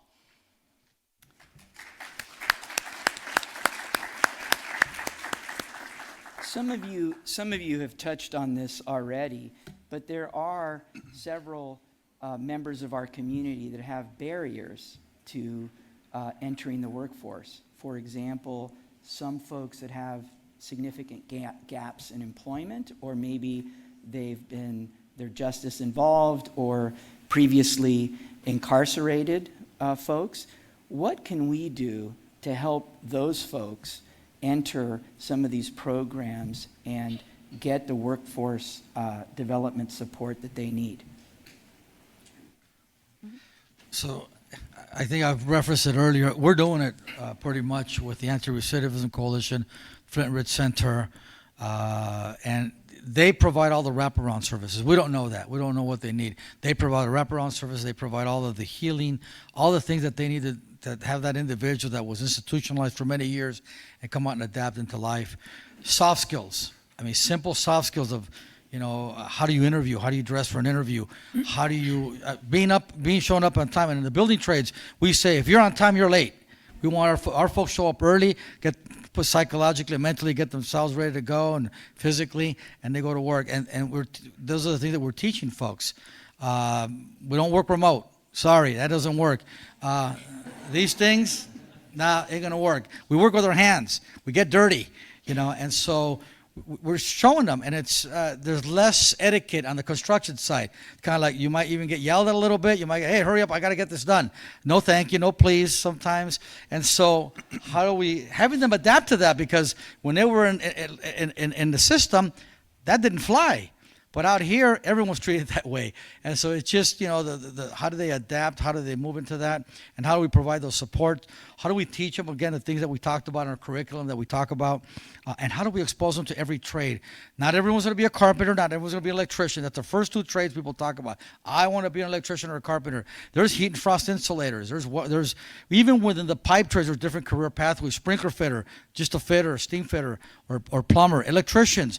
There are traffic electricians. There's low voltage. There's the inside wiremen. And so even then, we're exposing them to that, taking them to the apprenticeship training center so they can see and feel that. So we're making sure, we want them to be successful. We don't want them. We're the ones that pay for our own training. We invest $200 million a year in the state of California, $2 billion a year in the entire country. We have 1,600 training centers in the country.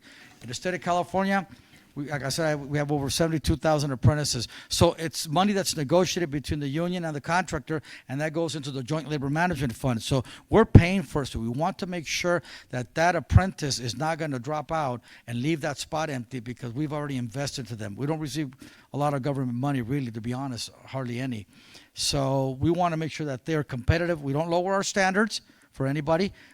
Those contractors expect to have the very best worker, and they're going to get them, but we just want to give them a hand up, a leg up, give them that competitive edge so they could compete like with anybody else. And that's what we provide for folks that come out to that system. The stipends, whatever they need to make sure that they make it through. If they got the talent, they got the heart, they got the will, they want to go out and do and learn and work, we don't want to let them down, and we want to provide them to make sure that they can get in that apprenticeship and succeed. And they walk in, there's every period they start making, there's wage increases, they get full medical benefits, they get a defined pension, plus maybe also an annuity or savings. They're going to, as the mayor said, they're going to be making six figures, even without overtime in 4 or 5 years. And they're going to have a career pathway to the point that we want to encourage people like that to become their own business owners, to be their own contractors. Go out there and be a signatory contractor, increase the market share. So, and folks that have been through those pathways have been able to succeed and do that, and we want to make sure that they're successful. Thank you. Yeah, I mean, I would just echo my colleague that obviously the supports for individuals is important, right? Like paid wages, stipends, like just mentorship. But I guess the thing I would add is be like the trades, like be a fair chance hiring employer and also value people's experiences and that representation of the workforce, because that produces a better service, a better product for our communities. And so I think like the trades embodies that ethos, and so encouraging our entire business community to see that the business case in hiring a more representative workforce is there, and then making sure that those folks can be the most qualified candidates for those jobs.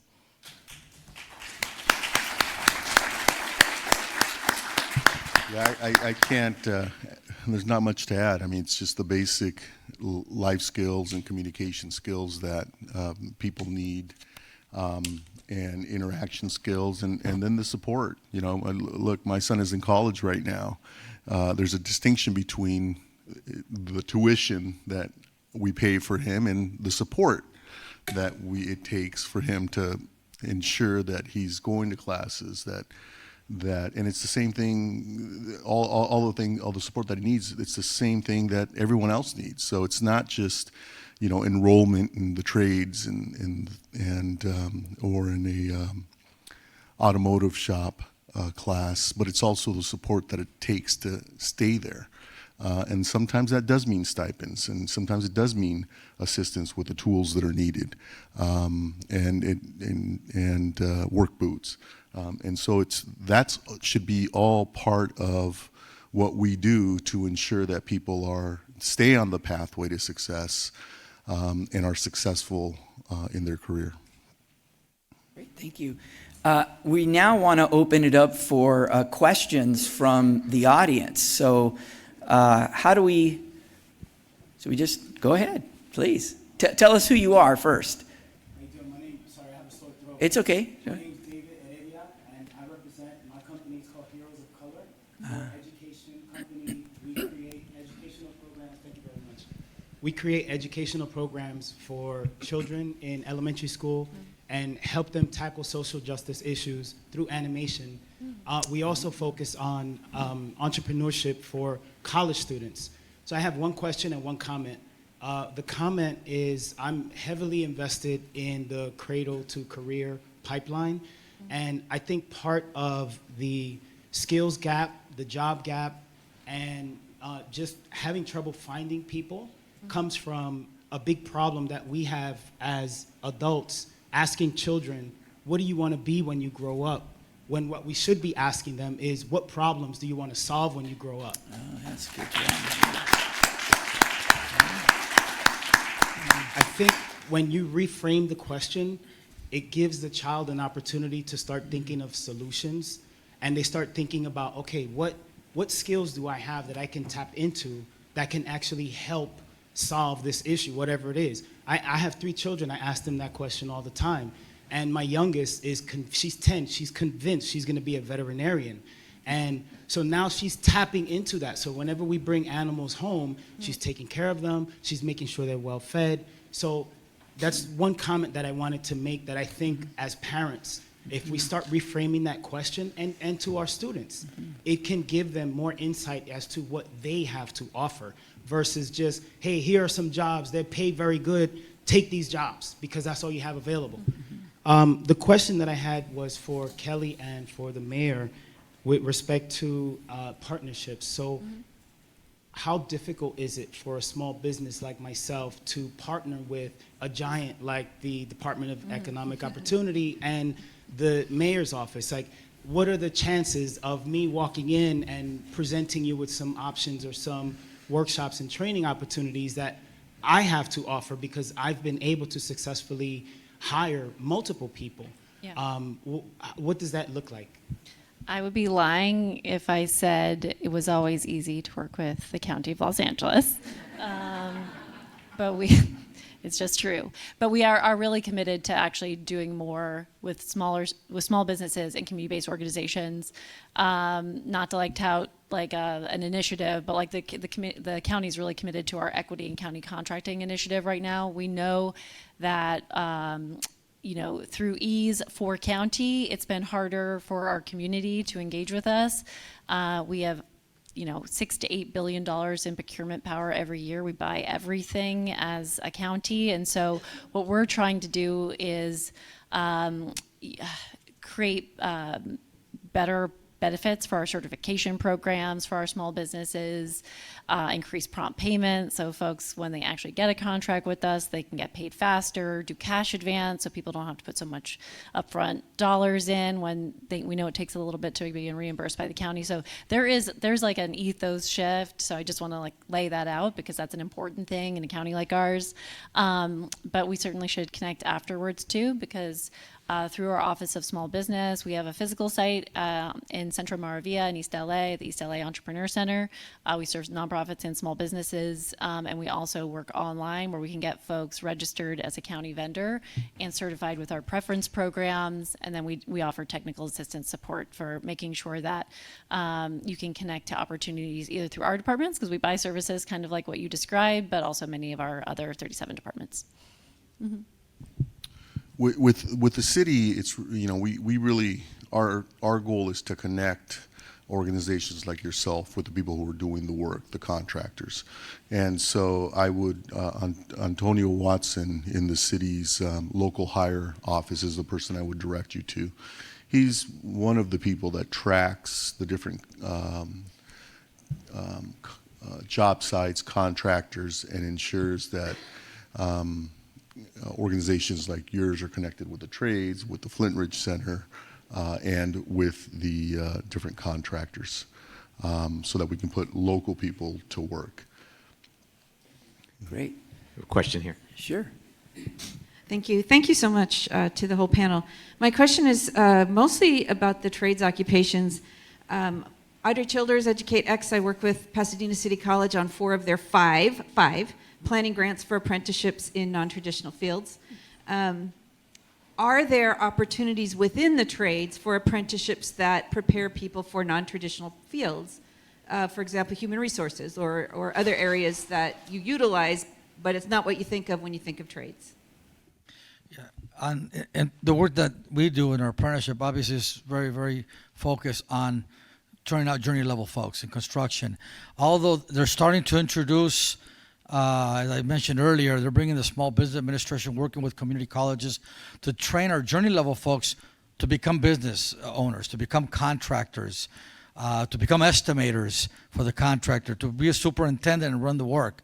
So that's evolving more recently with more trades. We're seeing them encourage folks to enter become the owner, become the contractor, become the business person, and within that, obviously, there's all these other fields. You got to know how, whether you're the accountant, whether you're the estimator, whether you're the marketing person, all of those elements that the contractor needs at that next level that they have. The folks that are working in the trailer, for example, right? Folks that are working in the office, the project managers, the architects. So though we don't do it, but we're starting to move folks into that direction, and we're partnering with entities that do that. Let me take a crack at that. When people think of labor, they think of immediately their mind goes to the traditional trades, but labor is much broader than that. There are labor unions that cover just about every trade, and so I would say to you, look for some of the work with the trades, and not necessarily on the apprentices, but the trades members who have been there for a while and maybe are looking to take that next step into management, or open their own company and offer that training to them. But also look at some of the public sector unions and trades that, for example, work in the city of Pasadena. Some of the clerical workers, some in HR, the city of Los Angeles, the county of Los Angeles, the county of Riverside, the state of California. People who are at the point in their career where maybe they work in HR and want to one day be an HR analyst, and then ultimately an HR director. And that's the direction I think a program and a grant such as yours could make a real difference, both in the trades and in the public sector, and where there's opportunity for people to move up in the civil service system, and even places like PCC, your own institutions where you have people that are ready to move up in the administration at that next level. One more question. Hello, thank you so much for coming out today. My name is Ryan Liu. I'm an attorney and also alumnus of this college as well. I know a lot of today's panel was about, getting folks even in their 20s or early 30s into these pathways. I think about when I was a student here, a lot of my classmates were actually older than that, people in their 40s, 50s. And I think about my parents as well, like a lot of people here. They were immigrants and refugees to America. My dad is nearing his 60s now, and he's done everything from being a busboy at restaurants to selling shoes. And for the last 20 years, they were vending machine operators, so putting vending machines in laundromat stores and restaurants across LA. That's a physically demanding job. My dad has a bad back, and because of that, the vending machine business hasn't really gone anywhere in the last few years. So he's been trying to find other career paths. It's nice now being an attorney and being able to help them. I'm not at a point yet where I can help them retire. I hope to be in a few years. But in the meantime, my dad, who English isn't in his native language, is looking at other career paths, and I'm sure a lot of people in the community are like that as well. So the question I had is, for the people who aren't necessarily in their 20s and 30s, what do you think about for people who are maybe older and maybe changing careers later on in their lives? How can we better support these individuals in our community? Mm-hmm. Yeah, yeah. Thank you. I appreciate that question, because I do think that sometimes our conversations center on, the emerging workforce. But folks are working longer and longer thanks to medical advances and all of that. And also, as we heard from our Secretary of Labor, who had, I think, 7 career transitions himself, that is the name of the game in our economy these days. So I can say, at least for our system, our 18 job centers, we are thinking about how we customize supports for unique job seekers. And so we actually, my neighbor in my building is our Aging and Disabilities Department. And so we've been thinking, as we're about to announce our procurement for our new American Job Centers of California, which will launch in 2024. But one of the things that we're implementing as part of that are what we're calling centers of excellence, focused on high road occupations or high road industries and priority populations. And so making sure that it's not just like one center that serves a particular population, but we have subject matter experts that are dedicated to thinking about recruitment strategies, general supports for individuals, incentives for business to to hire different individuals. And so one of the areas we're focused on is the mature workforce as well. But I would say our strategies across the board when we're thinking about job training, paid work experience, career transitions do run the gamut of aging, but I think you're exactly right that there is probably some nuance there. There's probably some like peer networks and mentorship that might be important, and some unique skill sets that we need to really think about. So I appreciate you raising that, and it's something that's on our mind, and I hope that we can come back and have future conversations about that. If you're over 50, stand up. Woo.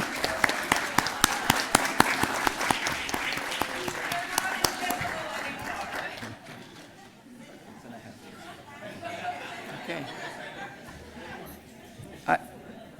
Just one more question, right here. Or actually, Sorry. sorry. So my question is really quick. So you were speaking to anti-recidivism. And the first thing I think about when you say that is, so during the 80s and 90s, there was a lot of mass incarceration. We saw a lot of our family members be toted off to prison for, it seems like forever, mostly 25, 35, 30 years to life, and they served 36 years, 27 plus years. With the result of that, when we speak to the programs that are out there, anti-recidivism programs, how many of those programs are available to, when we think about that, we think about diversity. What is your data on diversity in hiring?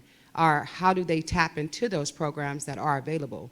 That would be something that I would think about when relating to family members that have served 36 years, came home, of course, they're of age now, and they're looking for opportunities to advance in their current trades that they probably obtained in the prison industry. How would they tap into a particular field like that? And is that just for Pasadena, or when we speak to LA County, is it countywide? Thank you. Yeah, the programs that we work with are countywide. I know we have the Frittenridge Center that's local, but we work with the ARR throughout countywide, and they're the ones that are tied into the community that do a lot of the outreach and bring in a lot of folks into the courses, the cohorts. Whether we're working with the agencies as people are exiting, or they're in the community recruiting folks that are coming in, that's pretty much the work that is done by. That's how we partner with community groups.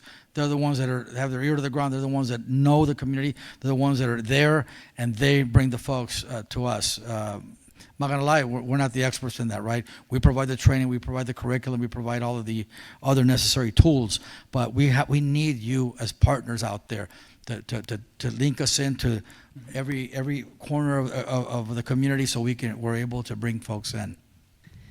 We have one last question right here. I think the mic is coming right here. for you here. Thank you. Hi, my name is Jenna DeRoe. I am an instructor from the Southwest Carpenters Union, and we have a pre-apprenticeship for men and women. I think this question will be good for you, Kelly. I'm not sure. But in the male program, we have a lot more men that come to the program, and they're able to wake up at 3, 4 o'clock in the morning, because 9 times out of 10, their wife or girlfriend, they have that support to get up and go to work.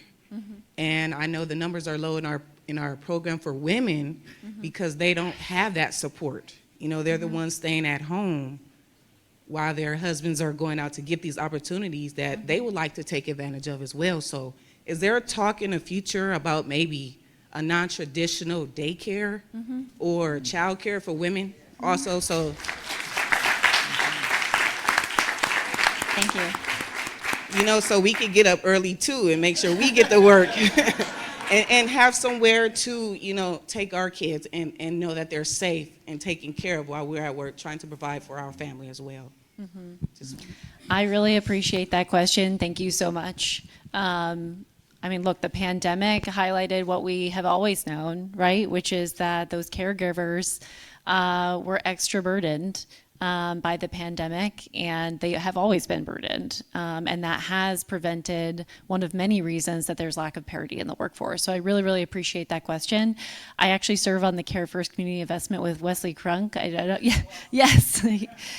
So actually, I've been thinking about you all because I think we want to partner to see how we can support recruitment into the Carpenters Union, and also think about creative ways to bring in the worker equity fund that I mentioned, which might be one way to offset childcare costs, but it's a much bigger issue. And I mean, in LA County, we've been leveraging American Rescue Plan funds to offer grants and support the creation of childcare providers so that there's more affordable childcare. I think there's opportunities at the policy level to unlock waivers. I've seen some creative ideas in King County in Washington where they're leveling up the wages in pilot programs for child care workers to see if that increases retention, increases the amount of affordable child care out there. But we're going to have to use lots of different strategies, but I'd love to continue that conversation. It's a very important issue to our department if we really are committed to equity in the workforce. But I'd love to work with you on Carpenters. Can I answer your question really quickly, just because I have the mic and I'm talking? Give me one. Can I have 1 minute? Go ahead, please. So I think it's a great question. Right now, at least our department, I wanted to mention a couple of programs that we have to serve the justice-involved community. It's a big focus for us. So we run sort of a whole gamut. So we run the Century Regional Detention Facilities Career Center. So we actually have services within the jail for women. We run an INVEST program in partnership and a couple of others with our probation department, so that we're connecting our job centers to probation officers and offering paid training and transitional work for folks who are on probation with AB 109 dollars. So really making sure that there's a seamless connection. We also partner with the city and Rediff on the LA Rise program, so paid transitional work for individuals that puts money in their pocket, helps them get mentorship and skills, and then connects them to unsubsidized work. So there's like thousands of training and job opportunities through that. But for folks that don't know it, the county is invested in Care First Community Investment. It's our version of Measure J when it was going through the courts. The county's putting $80 to $100 million per year out there for community-based organizations, for community interventions, either prevention or promotion for individuals that have been impacted by the justice system. We're going to be coming up on another concept period this fall for folks that could be anyone in this room, if you're at a college or community-based organization or beyond, to put your concepts in about how you want the county to fund support for the individuals who've been impacted by the justice system. And then you have the opportunity, once we put those concepts out, to either apply for program delivery and supports of all kinds, whether it's housing or support services or jobs or youth development, from the county or a third-party administrator, which is Amity Foundation. So we're in our third year, but we're putting a lot of money and investment out there because we know we need to build the creative solutions to solve this systemic discrimination that has been happening for decades and decades. And so I wanted people to know that, because there's a lot of dollars coming in from the county that I think could support the efforts together. To the sister from the Carpenters, I know we moved the bill, State Building Trades moved the bill to the legislature, and it got through both houses. And the governor vetoed it, but it was for the CalWorks, increasing the threshold of 200% of what they earned. So when an apprentice gets in, they're not, they're eligible for that funding, and it was vetoed. We're going to have to push that bill back again and move it through and make sure the governor signs it next session, because that will enable a lot of young single folks coming into apprenticeship, and particularly women, so they could have child care. And so we're going to fight that fight until we win it. Great.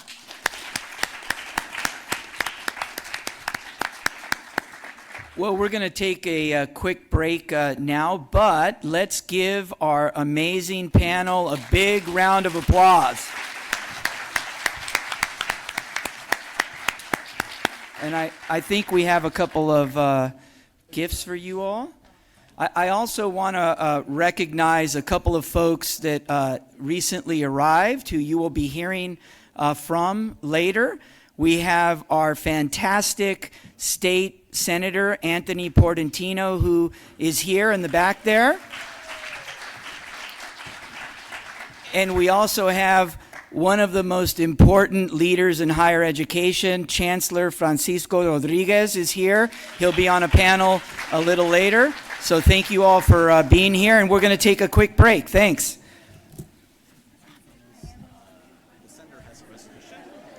All right, we are going to get started. We have a very special guest with us today.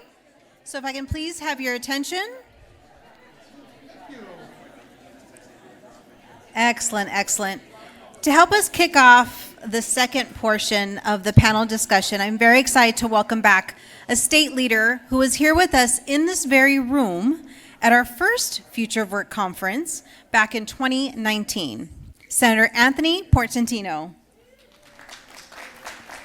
Senator Portantino represents California's 25th state Senate district, which stretches along the 210 freeway and from Sunland to Hunga to Upland. His priorities during his time in office have included supporting public education, mental health, and sensible gun control. And of course, his many accomplishments have included increasing funding for special education and K-12 local control funding formula. We're absolutely thrilled. Please help me welcome Senator Portantino. How's everybody doing? How's everybody doing? Just want to make sure you're all awake. She left out the most important part. I represent PCC, GCC, Citrus, LA serves my district, Mount Sac serves. This is the community college-centric district, the 25th district. So give it up for community colleges for the role that they play. And I know we're talking about workforce development. We're talking about coming out of the pandemic and the trades. You know, there's so many great opportunities, right, Ernesto, in the trades. There's apprenticeship programs looking for folks. And, you know, one of the things that I think we do well is we plug folks into the trades, but one of the things where we can do even better, I think, is working regional, see the needs around the region and plug folks in and be more nimble in how we meet some of those demands regionally. So that's just something to do. The other thing that I wanted to touch upon is, as we all know, you know, so many folks focus on four-year degrees, but there's a lot of professions out there, there's a lot of trades out there, there's a lot of opportunities where you don't necessarily need a four-year degree, you just need some technical expertise in order to do the task. And when I was in Korea recently, I actually met with all of their education folks, and they do an interesting thing where you go to class Monday, Tuesday, Wednesday, and then you work Thursday, Friday. And so when you graduate, you've learned the technical skill for those particular tech jobs. And so I think that's an area where we as policymakers, we as educators, can look at some more unique models of how we prepare young people to work. And we can, again, going back to the regional needs, we can look at, you know, so part of it, I think, is just being a more nimble, flexible system. But as we all know, it's never set up, right? It's not set up to be flexible. It's set up to be rigid. And I think that's where we have to maybe try a little bit. And so for me, you know, my grandparents came to this country. My grandfather worked a machine. My father-in-law climbed a pole. I mean, great hard-working jobs that put people to work and put food on their table and let, you know, my family, you know, buy a house and others do that. So we just have to think about what it means to educate and prepare people. And that's the other point that I always try to make people think. The definition of education has to be about the individual, right? Because everybody opens the newspaper, reads, writes, thinks, right? We can't sort of put our own prejudice about what an education means into people, right? We should respond to their needs. What do they want to do? How do they want to get through life, and sort of help them do that, and just focus on creating this standard of education where people can just go on beyond that and do what they want to do. And whether that's being a phlebotomist or a pipe fitter or a teacher or a college professor, we just need to make sure that we help everybody from all across the spectrum have those chances and those opportunities, that we're not prescribing into them what we think they should be doing. Now, of course, no one in my family ever thought I'd be a politician. And of course, if I had a skill, talent, or trade, I would do it. And so I became a politician by default because though I do like to say I'm the only politician who can run a bead. So Ernie, did you know that? That I could do, I learned how to arc weld, I can run a bead, and I write poetry. So figure that out. All right, but I've never written a poem about running a bead, so maybe I should write a poem about arc welding. So thank you for just letting me share a little bit about how important it is for all of us to be here and think about what are our workforce needs going to be and how do we work backwards. I think that's the other thing is if we project out, we can work backwards and just tailor our curriculum and our programs and our certificated programs to meet those needs. So Dr. Gomez, if I could give you a certificate, I wouldn't be a good politician without having a certificate. On behalf of the California State Senate, I join the Pasadena City College and the state of California in thanking you for the 5th annual Future of Work Conference, and I applaud all of the efforts of everybody for being here. Congratulations, signed Anthony Portantino.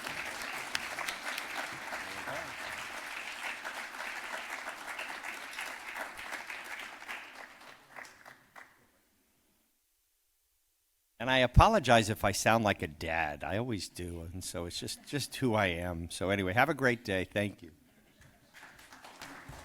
Can we also take a photo with our PCC trustees? If you could come up, please.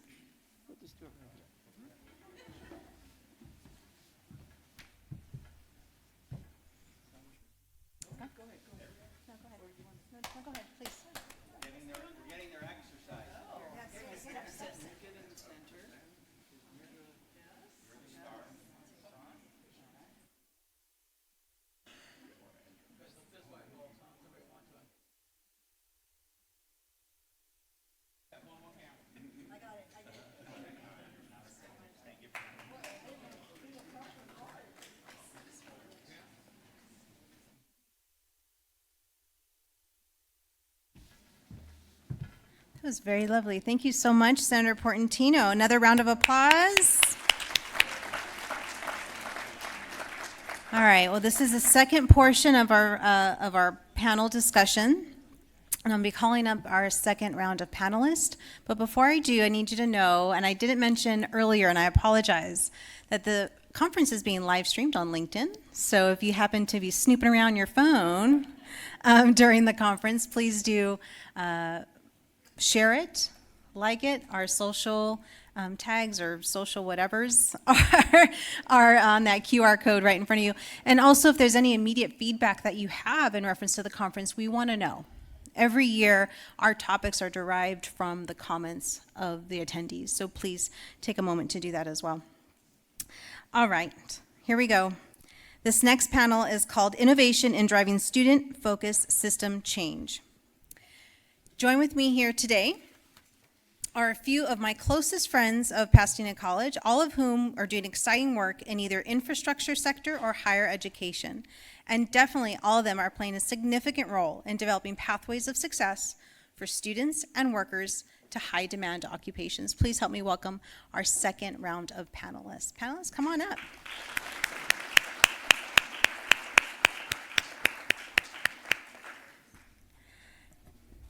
As they take their seats, for our panel discussion, we are going to be getting a little more granular on what it takes to align industry needs and workforce programs, and steps we can take to improve our strategies and tactics for the benefit of students and the workers we serve. Thank you very much for being here. Before we get started, I think it might be a good idea that we get everyone to know who you are. Yes. So if you can each please share your name, title, a little bit about your organization for our audience. And maybe whoever wants to start. I don't want to play teacher. I'll start. Yeah, thanks, Dennis. So good morning, I think still. My name is Dennis Rodriguez. I happy to be here. I work for a firm called Black & Veatch, which is widely known as an engineering firm. We also do construction. In fact, last year, I think we surpassed, from a business activity perspective, we surpassed the amount of construction we do versus engineering. So last year was the first time that we actually did more construction of infrastructure work. We focus on three big sections of infrastructure, so telecommunication, power, and water are the three sectors that we kind of focus on. I lead up our business development for design build for our water sector. So happy to be here and happy to kind of talk about the private sector perspective. Thank you, Dennis. Yep. Hi, good morning, everyone. Is my mic on, Patrice? I think so. I'm Kelly Mackey, and I'm the State Director of Strategic Partnerships with the Apprenticeship and Workforce Innovation Unit. This is a relatively new unit that was established about 5 years ago as a part of the division that I work for, the Division of Apprenticeship Standards. It was designed with a goal of expanding the footprint of registered apprenticeship to include what we call non-traditional sectors or new and modern sectors. I'm going to talk about that today. I'm privileged to work alongside a great team, some of whom are in the audience today. They are consultants that provide end-to-end service in helping stakeholders put together modern apprenticeship programs. I was excited to see Ernesto come. If you feel like you're getting a hard sell today on registered apprenticeship, there's a good reason for that. It is the gold standard model for work-based learning, and I'm really excited to share with you about how these new modern apprenticeships are really building on the momentum that has been optimized by the building and construction industry for a better part of a century, and how you can get involved and help contribute to your community more broadly. Thank you, Kelly. I'll just go right down the line. I'm Nicole Feenstra. I'm the CEO and founder of the DNA Agency, and we are a digital agency that is very focused on workforce development. And I think the reason I'm here is because we have had a lot of experience in workforce development, specifically in residential construction. And some of the findings we have are probably parallel to the same situations that we would see in infrastructure. So we focus very much on the message that people hear. You know, we've talked a lot today about programs and systems and opportunities. And what we see is that there's a gap between the opportunities and people seeing it. And where does digital media come in to make sure that they see it? So we know historically advertising takes 21 times for somebody to see something before they'll do something. So you could have an amazing program and nobody knows about it. And so that's where we're finding stories, the messages that Mayor Gorder talked about with why he became what he became and his interest. And so those are the things that we're really interested in, are the human stories. We like to say that we focus on life development as opposed to workforce development. Excellent, thank you. Well, good morning, everybody. Francisco Rodriguez, and if you grab my guitar, sing a little song. I'm not a singer. I'm the chancellor of the Los Angeles Community College District. Happy to be here. Thank you, Dr. Akumo, Dr. Gomez, for the very kind invitation. Wanted to make sure that I recognized my boss, member of the Board of Trustees for LAC City, Trustee Andra Hoffman, who's here. Thank you for joining us. I know you're wearing your Glendale hat today, but you're wearing multiple hats, also as the president of the California Community College Trustees, so thank you for being here. We're a two-year college. We're one of 73 community college districts in the state of California, and we are 9 of the 116 community colleges that serves about 200,000 students on an annual basis through our 9 colleges in LA County. We touch about 36 cities and about 900 or so square miles, and offer degrees and certificates in a couple thousand areas. So it's a very large, comprehensive urban and suburban community college, and PCC is our sister college, as well as many of others of you who are here representing other of our schools who make up LA County. LA County has 19 two-year colleges serving hundreds of thousands of students, so we are, in some cases, sometimes hiding in plain sight. But today we shift that narrative to move and pivot community colleges to the center of workforce development. So very happy to be here. Thank you very much. In fact, since you were the last, I'm going to be the first to ask you this question. Let's just start here. Chancellor Rodriguez, Los Angeles Community College District, one of the largest, as you mentioned, in the nation, serving a diverse student population, and across many campuses, not just one. Each one of your campuses are incredibly diverse. Given this vastness, what steps have been taken to create a culture within LACCD right? To drive and scale student-focused innovations across the district, but mostly to ensure consistent and impactful experiences for our students. Yes, thank you for kicking us off with this question. Culture's everything. You've heard that it eats strategy for lunch. It's true. Culture is everything. So at LACCD, I'm going to just give you a little bit of a composite. And none of these strategies or attempts or work that we do is shocking or even in some cases remarkable. The difference is that we do all these things together. We do all these things in synergy. We do all these things sometimes in conflict with one another, knowing that some of the outcomes may not be exactly what we want, but we pursue it anyway. So that's a little bit of our secret sauce. So I'll just give you 9 kind of quick things. First of all, leadership matters. It matters who's in charge. It sets the tone for the organization. Our Board of Trustees empower their chancellor. I empower our college presidents and so on and so forth, and then resource them, have very clear goals and visions about what we'd like to do. So leadership matters through our college presidents, to our academic senates, to the unions that we work with, to our incredible classified and professional staff. Who we hire matters. We try to get folks who are expert in their craft, but who also are comfort with their ambiguity, comfort with the ambiguity of the work itself. We have to make very precise decisions with imprecise information, and not everyone can do that. So that's the type of people that we look for, where DEIA is at the center of everything we do, where we're student-centric, equity-minded, community-oriented, where we're problem solvers. We want to hire doers. Remember that word, doers? People who actually do the work. Not talk about the work, but actually do it. So who we hire, leadership matters. In fact, we are now hiring in one of our largest full-time faculty tenure track corps that we've ever had. In my 10 years as chancellor, we're hiring 222 tenure track faculty in a variety of areas this academic year, including non-credit, including CTE, including transfer, the whole gamut, ethnic studies, because we want to invest and front load in the person that has the most interface with our students, and that's the faculty member. So we're going to do that with intention and with trying to hire folks that mirror the rich, vast, wonderful diversity of our students. We've invested in facilities development and infrastructure improvements through Measure CC and Measure LA over the last couple of years that has infused for us close to $8 billion of construction resources that we have. We have a 10-year project labor agreement with the Building and Trades Council. So building lots of jobs, tens of thousands of jobs are created with a very strong local hire preference and very strong interest in hiring small, local, emerging, and disabled veterans of businesses. Over 50% of who we hire is in that particular space. So we're very, very pleased about that. We innovate and develop curriculum. Ask our faculty to innovate, innovate, innovate. Now, LACCD, we now offer 4 Baccalaureate of Science degrees in workforce education. 4. The dental hygiene program and avionics at West LA, the new respiratory therapy program at LA Valley College, and recently approved biomanufacturing program at LA Mission College. So innovation of faculty.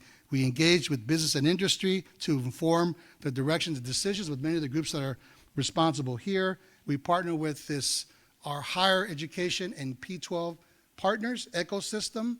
We know that those students will become our students. We don't point the finger. We work together. The College Promise Program was one example of how our district said through policy, through legislation, every Californian should deserve and be eligible for 2 years of tuition-free education. It was our Board of Trustees who led us in that effort, and we were very happy to get that signed by 2 different governors. So that now every Californian, including here, you see California community colleges, 2 years tuition-free.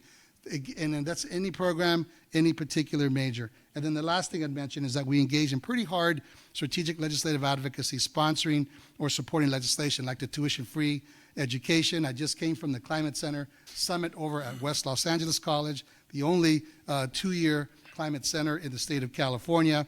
We do a lot of work with former justice-involved individuals. And just recently we passed a law and sponsored an author law with Mr. Mike Fong that now allows courses, credit and non-credit, to be taught in language, in native language, without the accompanying ESL. That's right. So now it's permissive. We've got tremendous linguistic communities here in Los Angeles. That's value. That's capital wealth. That's linguistic support. So why not teach courses in native language where some individuals in Los Angeles come with degrees and certificates that we frankly don't recognize in this state. So this way, we're building up human capital. The most important infrastructure that we can build is the human infrastructure for California, and community colleges are well poised to do that. Education, make no mistake, is the greatest accelerant for economic and social mobility. So the ability to be representing a system, a two-year system that accepts 100% of the graduating class. No one is left behind. Every person who applies is admitted, and we feel very good about that. So we thank you all for your support. Excellent, thank you. I love that you mentioned infrastructure and human infrastructure. And what creates that infrastructure is our ability to build the programming, not only that you mentioned, at a local, regional level, but at a state level as well. So I'm going to direct my next question to Kelly about the apprenticeship programs, right, and how those have, speaking of, right, human infrastructure, and how long, building that bridge between education and workforce, especially in industries that require hands-on experience. That said, what is the state doing around apprenticeship programs to better align with the diverse needs, aspirations, and backgrounds of today's students, just as Chancellor Rodriguez mentioned? Yeah, I talked a little bit about it in my opening introduction. So we know that today's students want a variety of different options to move into career pathways, and that includes in the area of registered apprenticeship. And these modern, inclusive registered apprenticeship programs that I talked about, these sort of new collar apprenticeships, are really a great win-win proposition. They're a solution that provides opportunities for not only students, but employers and quite frankly, communities. It contributes more broadly to building a thriving, inclusive economy in California, and it's because we're giving students a lot of different options and pathways. It's why our governor has so heavily invested in registered apprenticeships, both on the traditional side, including our modern apprenticeships as well. That includes financial investments. It also includes associated policies to create those on-ramps. This is all really designed to help supporting that ecosystem of practitioners that are building these new programs. That includes obviously our employer partners, industry associations, our valued local education agency partners, including the K-12 system, the community colleges, adult schools, county offices of education, our UCs, CSUs, our long-standing and perhaps probably most intentional partners, our community colleges, who have been a vital part of registered apprenticeship for a very, very long time. But also there are other types of partnerships, and that's what we're finding with these sort of modern inclusive apprenticeship programs, is that stakeholders need to come together, whether they be NGOs, community-based organizations, technical assistance providers, something that we call regional and sectoral intermediaries who run these apprenticeship programs, do that sort of end-to-end programmatic support, outreach, recruitment, assessment, mentorship, back-end compliance. These funding mechanisms that the governor is investing in are helping to support the development and deployment of these programs. They include dollars that are coming from state grants, sector-specific targeted strategies, billions of dollars over the last couple of fiscal years, like our secretary talked about, to invest and help prepare the next generation of healthcare workers, climate roles, IT and cybersecurity. These are really going to help build out these programs. We also know that we're seeing a strong infusion from philanthropic organizations who are recognizing that this time-tested model is pure magic. And we are partnering with the Gates Foundation, the Irvine Foundation, the Eli Broad Foundation, Silver Givings, and others who are heavily investing to help complement some of the public funding that we're seeing coming in, not only from our state, but also from the federal government. The U.S. Department of Labor has invested millions of dollars to help these programs be developed and to grow. We know that registered apprenticeship is going to help individuals, students who are in our community colleges, CSUs and UCs, and the K-12 system find a way to bridge the gap to industry. And that's where registered apprenticeship programs come in. There's sort of that glue, if you will, that helps to create that alignment. It's a two-pronged approach of theoretical instruction that comes from the classroom, and then it's complemented by real-time, technologically forward competencies that are learned. I really appreciated some of the remarks that were made by some of the panelists in our first panel discussion about the importance of ensuring that we are graduating students or having students learn certifications through contract ed that are aligned with what our industry partners need. And the truth is that, you know, technology in many cases is outpacing the knowledge, skills, and abilities of our workers. And that's where registered apprenticeship can come in and bring that very specific relief to that murky issue. We have also always known that internships and training programs can be a mechanism for individuals to learn skills in a work-based learning strategy.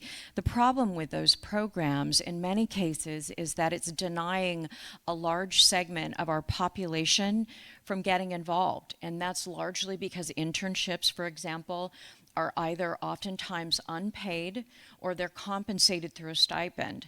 And that is disproportionately impacting a lot of underserved populations, individuals, students who have that desire, that aptitude for learning, want to move into these types of internships, but in many cases are forced to work full time to support themselves and sometimes their families, and they can't afford to go into these internship programs. And so we're seeing the wealthy and the well-connected and other people that are taking advantage of these programs.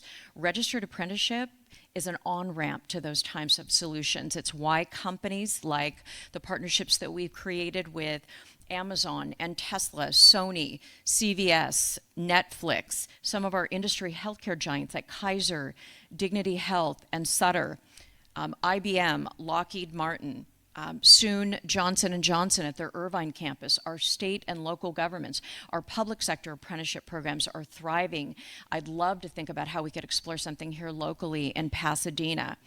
Those are the magic bullet for how we create that bridge and on-ramp for all communities. We have roles that range from registered nurse to audio and visual technicians, IT and cybersecurity specialists, data scientists, insurance brokers, engineers.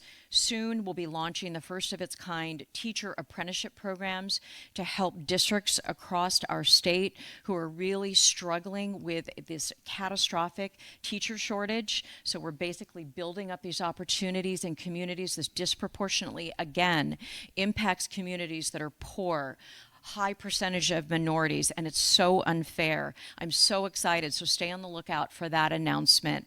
And then finally, I just want to say about DEI, I have had the privilege of working in apprenticeship for the better part of 3 decades. I started my career as an apprenticeship consultant managing a portfolio of about 26 joint labor management programs, good union programs that lead to good paying jobs. And I saw how this model was changing lives. It is magical. And I also know that registered apprenticeship by extension leads to diversity. All of the work we do is through the lens of ensuring that no communities are left behind.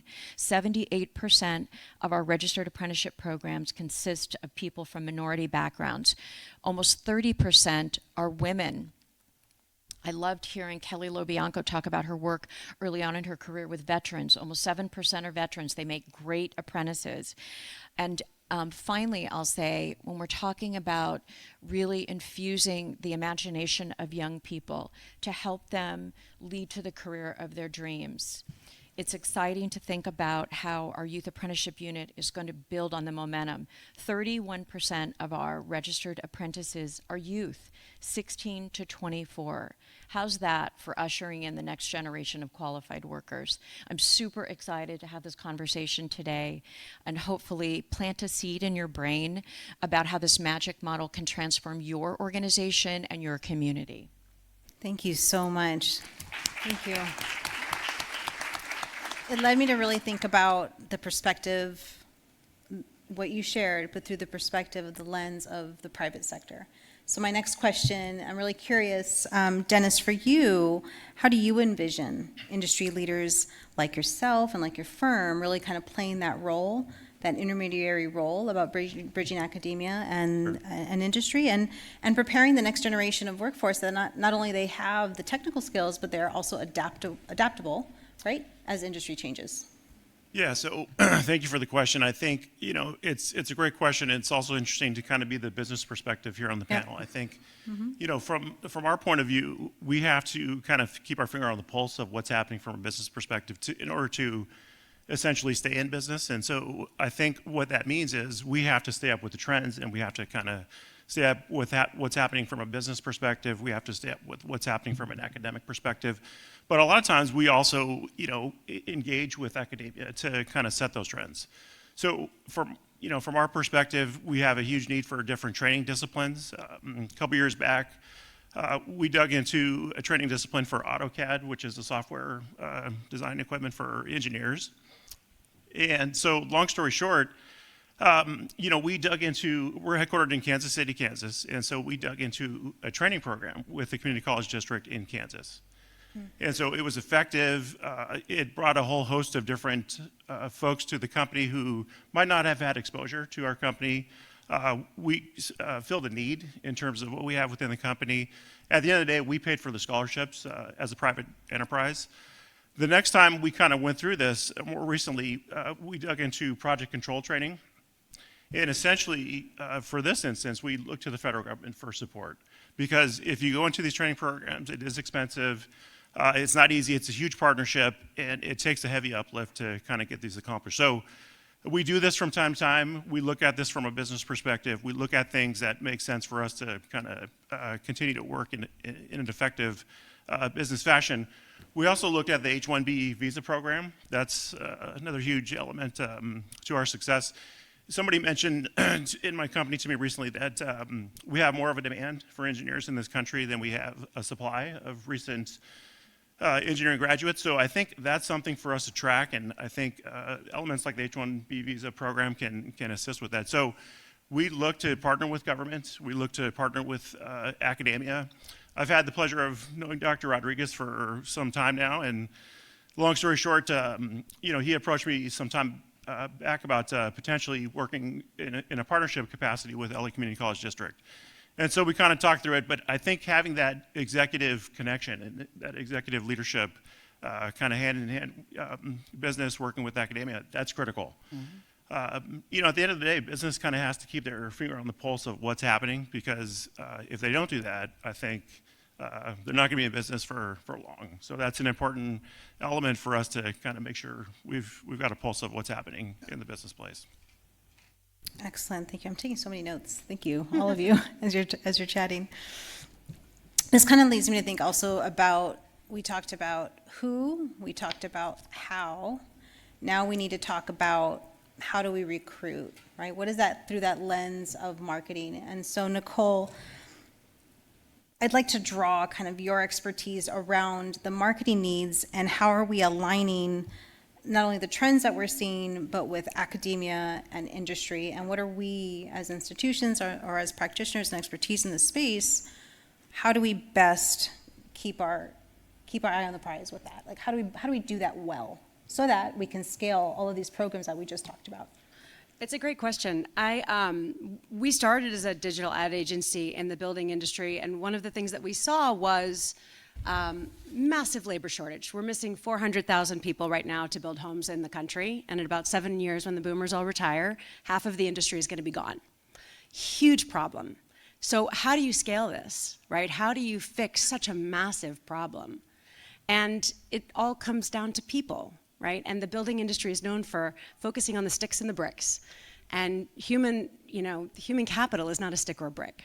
It is inspired, and it's brought through a journey, and it's motivated. And so one of the things, I'm going to use two stories, one from government and one from education, to sort of illustrate how we see the challenge and the opportunity. We were working with a program in Iowa that was called Build My Future. It's a one-day event, 5,600 kids come on to the Iowa State Fairgrounds, 55 different school districts. It's a huge day. big opportunity, all sorts of trades, crane operating, plumbing, welding, electrical, the whole thing. And I said, how are you marketing to them after? What are you doing? You've got these kids so excited. What are you doing? And they said, nothing. I said, well, we should fix that. They're like, we should. So we created a landing page, and we said, why don't we focus on summer jobs, internships, and opportunities? Why don't we give them something specific to do? They've gotten excited. Now let's give them something to do. So we ran a digital media campaign, focusing in geographically where they were, all the kids that were there. We can retarget them. If you've ever had shoes follow you from Amazon or Nordstrom's, that's retargeting. And so we drove, and we said, why don't we focus on a Zoom info session? We've seen this work with education, where we can drive them to meet teachers, give them a personal engagement with a teacher. And they said, oh, these kids aren't going to do Zoom sessions. We said, well, let's try it. I said, okay. So we drove 50 kids. In 1 month, we had 50 kids that all wanted jobs. They were ready. And think about this. You're a kid, you actually sign up for something. You show up. You get on a Zoom session. These are like passionate kids. And they didn't have any place to send them. There was a workforce development team, and they had nobody to hold their hand or drive them to an internship. So there's a gap, right? And so we look at, how do we fill those gaps? How do we tell a story that's accessible, that means something to them emotionally, right? They feel something. I like doing this plumbing. I like figuring out a piece of equipment. I never knew I'd like to shimmy up a pole. You get into the things that they really will like, and physically, you know, in storytelling, you think about a playable action. And a playable action is something you can both feel and do. So we think about messages about not just a job or a career or lifelong learning, these big ideas, but like, I don't know, I like figuring out how electricity works, or I like to play with tools, or I like sparks and flames. And so you really focus on these things that they can feel, and then you try and create a story that keeps them involved, right? So we had a gap in that funnel with the workforce development. There was a drop-off. Frankly, the workforce development page was really hard to read and really not interesting and really kind of a big drop-off, right? And so we look at how do we, humanize that journey and try and get them, digital isn't everything. It has to drive to people. So we really have to have that container where we have project managers or people or case managers who are there to hold their hand and take them the next step. And so that's what we see is there's challenges, but there's opportunities. We saw another situation with education working up with Sierra College actually we're working with Sierra and a lot of the Far North community colleges. And these kids are interested, but the registration project, the registration for community colleges, and I realize I'm at a community college, so we agree. I will just say it takes a PhD to go through it. And one of the kids said to one of the teachers, I would not have done this, I would not have registered if you had not walked me through this.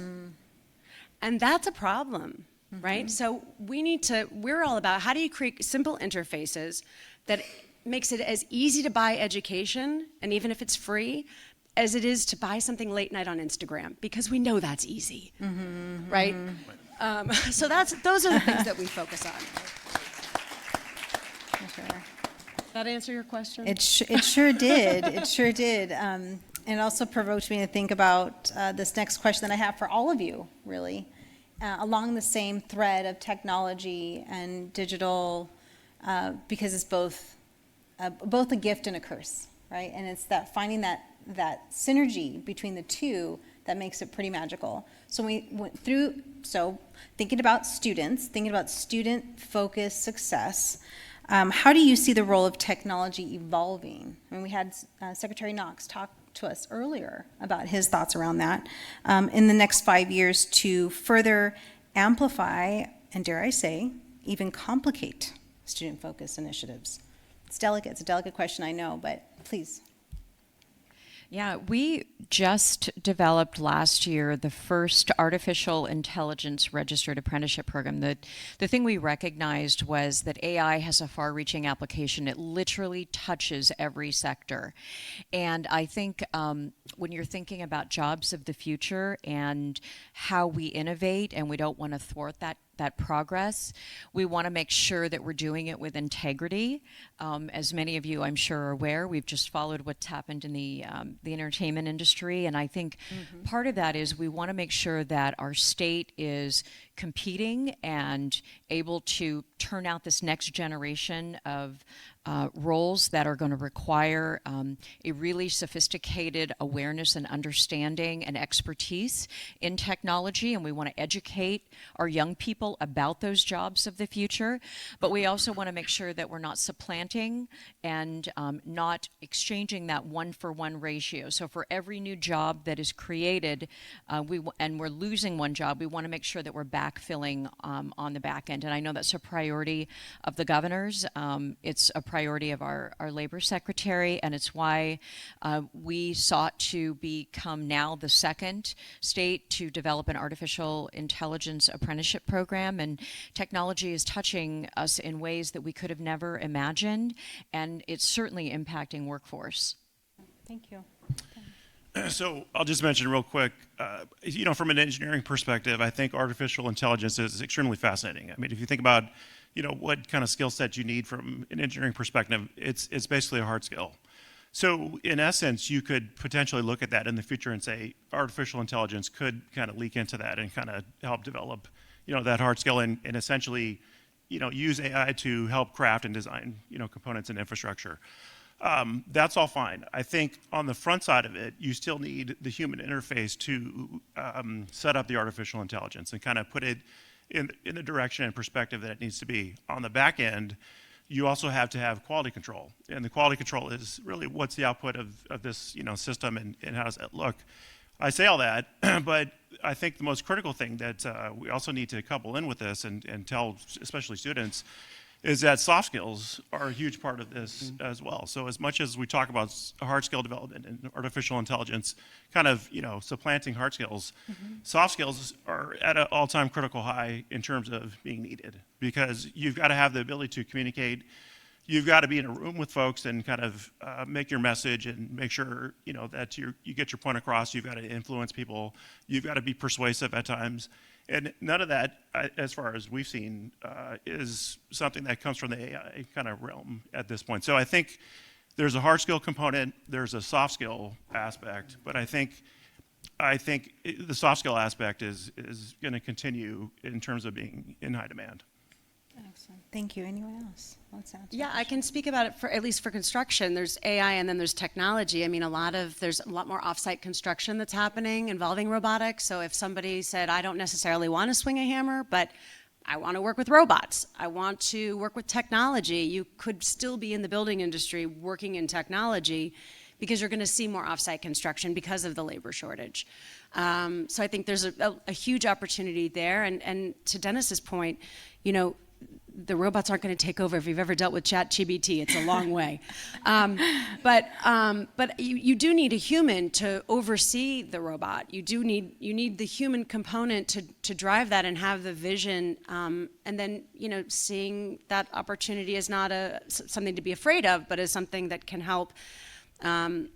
With the labor shortage, I mean, frankly, there's no way we're going to fix it fast enough just by human capital. I mean, I would love to say that digital advertising could do it, but it's, you're going to have to augment it a little bit with technology. So that's where we see the opportunity. And for higher education, it's here to stay.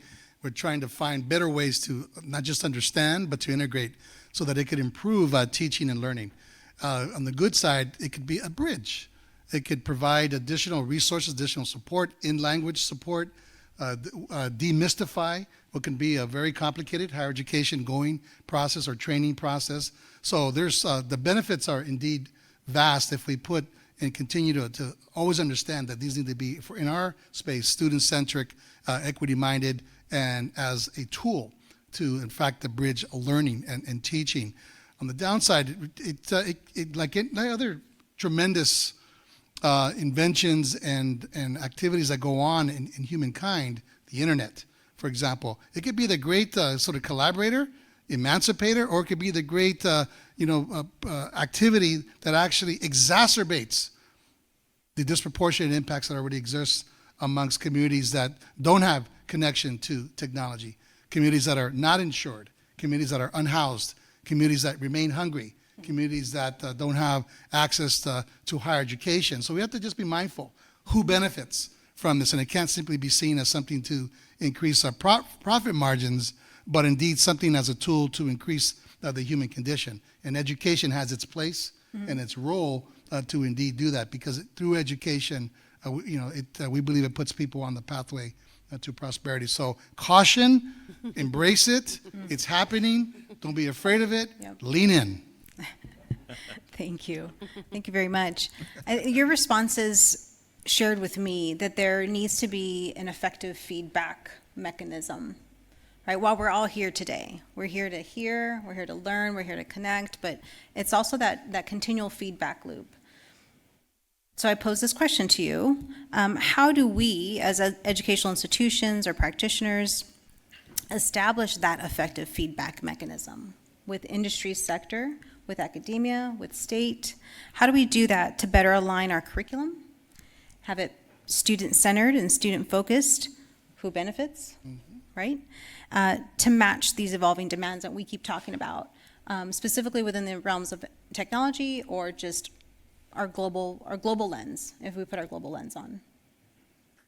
So anyone can. Let me, Dennis, you started this off already in saying that the industry informs our curricula. If we're not understanding what the competencies are, what the objectives are, what we're actually teaching, so that we could prepare, train, and support regional workforce needs, we're not doing our job. The community college, and I'll just say this bluntly, of the 21st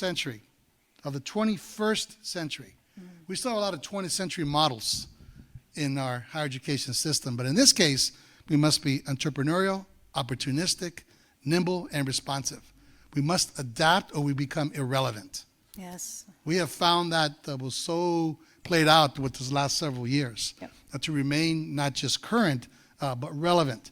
Students have lots of choices with the ubiquitous online environment now, with lots of private proprietary institutions guaranteeing certain sorts of things, including employment, including all those sorts of things. So buyer beware of that.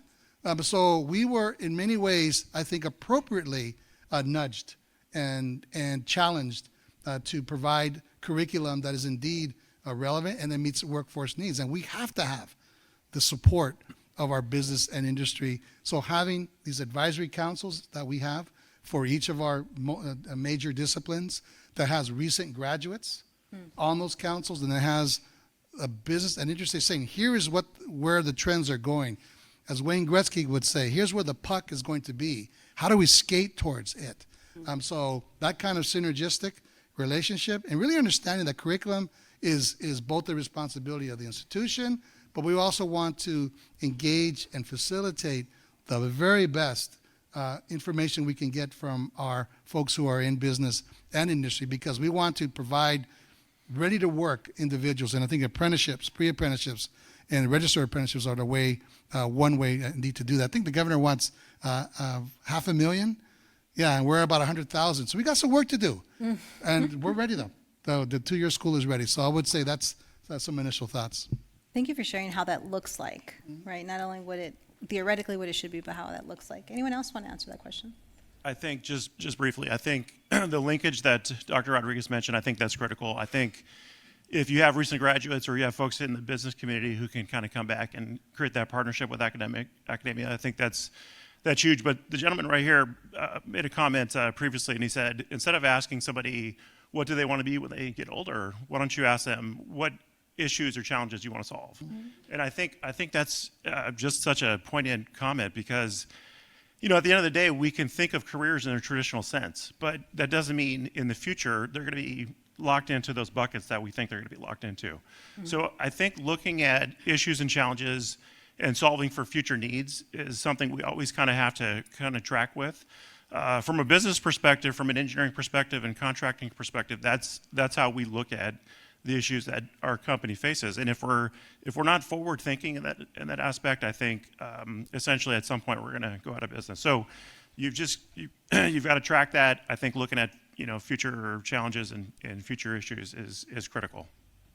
Thank you. Yeah, and I can just say that we're sort of uniquely positioned in the work that we do. We're sort of that interface between industry and academia, and I've learned that over the course of my work with registered apprenticeship. I've come to realize, and this has really happened for me, and I think it really illustrated this point when I started developing these sort of new modern apprenticeship programs and engaging with industries that had historically not been involved in the registered apprenticeship process. And what I came to learn as I sat down with each of the respective entities was that you can't quit each other. I mean, you are inextricably linked and very reliant on ensuring that we're turning out the highest skilled, best trained, global workforce that we can, because now we're competing on a global scale. And I remember early stage conversations when I would bifurcate those conversations. That was the olden days when I would sit down with industry and they would lay out this plan for how they wanted to train their workers, and I would respectively do the same thing with faculty and academic partners, each of whom thought they had the motherhood and apple pie of proposals, and I had to let them know that their apples are sour and everybody hates mom, and that they needed to come together, and that really forms that secret sauce of work-based learning, and the gold standard for that is registered apprenticeship. I'm probably being a little redundant here, but at the end of the day, it's true, and it's why. And I just wanted to mention somebody from a small business owner. I neglected to talk about the fact that registered apprenticeship has the ability to fit everywhere and within any population and within any sector. That includes our small and mid-sized businesses. I think GoBiz would be very disappointed in me if I didn't shout out the fact that they are really the backbone and economic engine of this state, and we are very assertively looking to partner with the Small Business Administration and GoBiz and other entities who are really heavily invested in ensuring that that workforce is also there, because they're also vying for talent against their larger counterparts. I'll add one other thing. One of the things that I saw, again, working in construction, I also sound like a little bit of a broken record, but was the trades were saying, well, we need people, and education was saying, well, we've got people, but there was this gap, right? There seemed to be a little bit of a disconnect, and so what I saw working was that the trades started working specifically in the curriculum. So that what they were teaching on in school was exactly what was needed there. So that natural connection. But I think from a messaging standpoint for the kids to know, oh, this school has relationships with these companies. So I'm going to have a job. You're going to make sure that I get a job. You're going to make sure I get an apprenticeship, because there's this flow and that feeling like, oh, I'm not out by myself trying to figure this out. There's a little bit of a path that's been a little, clear, and somebody to shepherd me through. And I think apprenticeships, internships, these are ways where they can get their hands in, and we talk about this career, and it's oftentimes not a straight line. You go in, you maybe start in carpentry, and you come out and you're like, I think I want to do electrical, or I want to do something else. And so having people in apprenticeship programs or internship programs to sort of guide you along the path, I think is really important. But them working together and then having a structured apprenticeship is really important. We see, but the messaging to students about the fact that that's there, like how are they going to know it's there if you don't tell them, right? There's no way you just magically know that there's a thing called apprenticeship and there's somebody here for you, like unless somebody tells you. And again, if you're waiting on the one-to-one engagement, there's so many impressions that come at us, right? Like you think about, I like to joke with my clients, like you have to fight cat videos. There's a lot of them. And they are going to take up a lot of mind space. So unless you are as loud as cat and dog videos, you're going to get lost. Because that's just the reality. Like every kid's got a cell phone. They might like certain things. They're going to be getting, because of AI, they're going to get all the messages of the stuff they just bought, the place they just were, some conversation somebody had. So if you're not telling them, we have these jobs, we have these apprenticeship, this person's going to help you get work boots, these very specific tactile things that they can understand, rather than like, there's an apprenticeship program. No, there's somebody that's going to get you work boots, like, our friend on the trade side. Those things mean something, and they're very immediate. And people don't think in long range. They think in, what do I need right now? I need a job, I need money, I need to upskill. I'm in this job and I need a cert to get more money at my company. But if they don't see that your school has that, or your company has it, or there's an apprenticeship program that can guide you, they won't know. Because I love that the senator was saying, like, open the newspaper. Like, I don't know, 18 to 34s, do they open newspapers? No. Like, no, they're on their phone. Again, I repeat, cat videos. So, you have to be loud. That's where digital can increase the numbers of impressions, because they have to see what those stories are that are going to mean something to them. Otherwise, you have these great programs and they don't know. Yeah, thank you.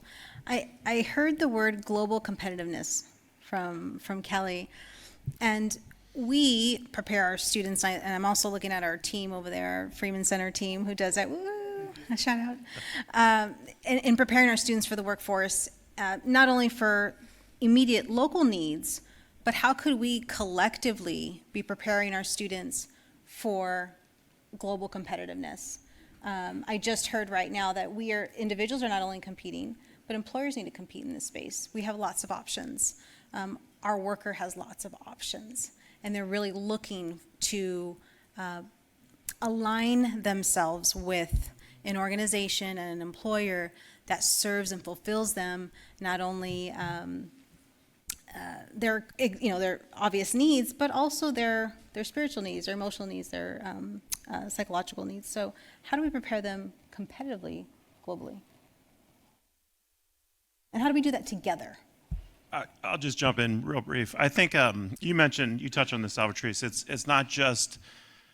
It's not just a global competition between businesses. It's also a global competition for talent. Mm-hmm. So I think there's a need out there for workforce. There's a need out there for skilled labor workforce. There's a need out there for trained engineers and that sort of thing. So I think I jumped ship 2 years ago to join Black & Veatch. I was with a different engineering firm previously.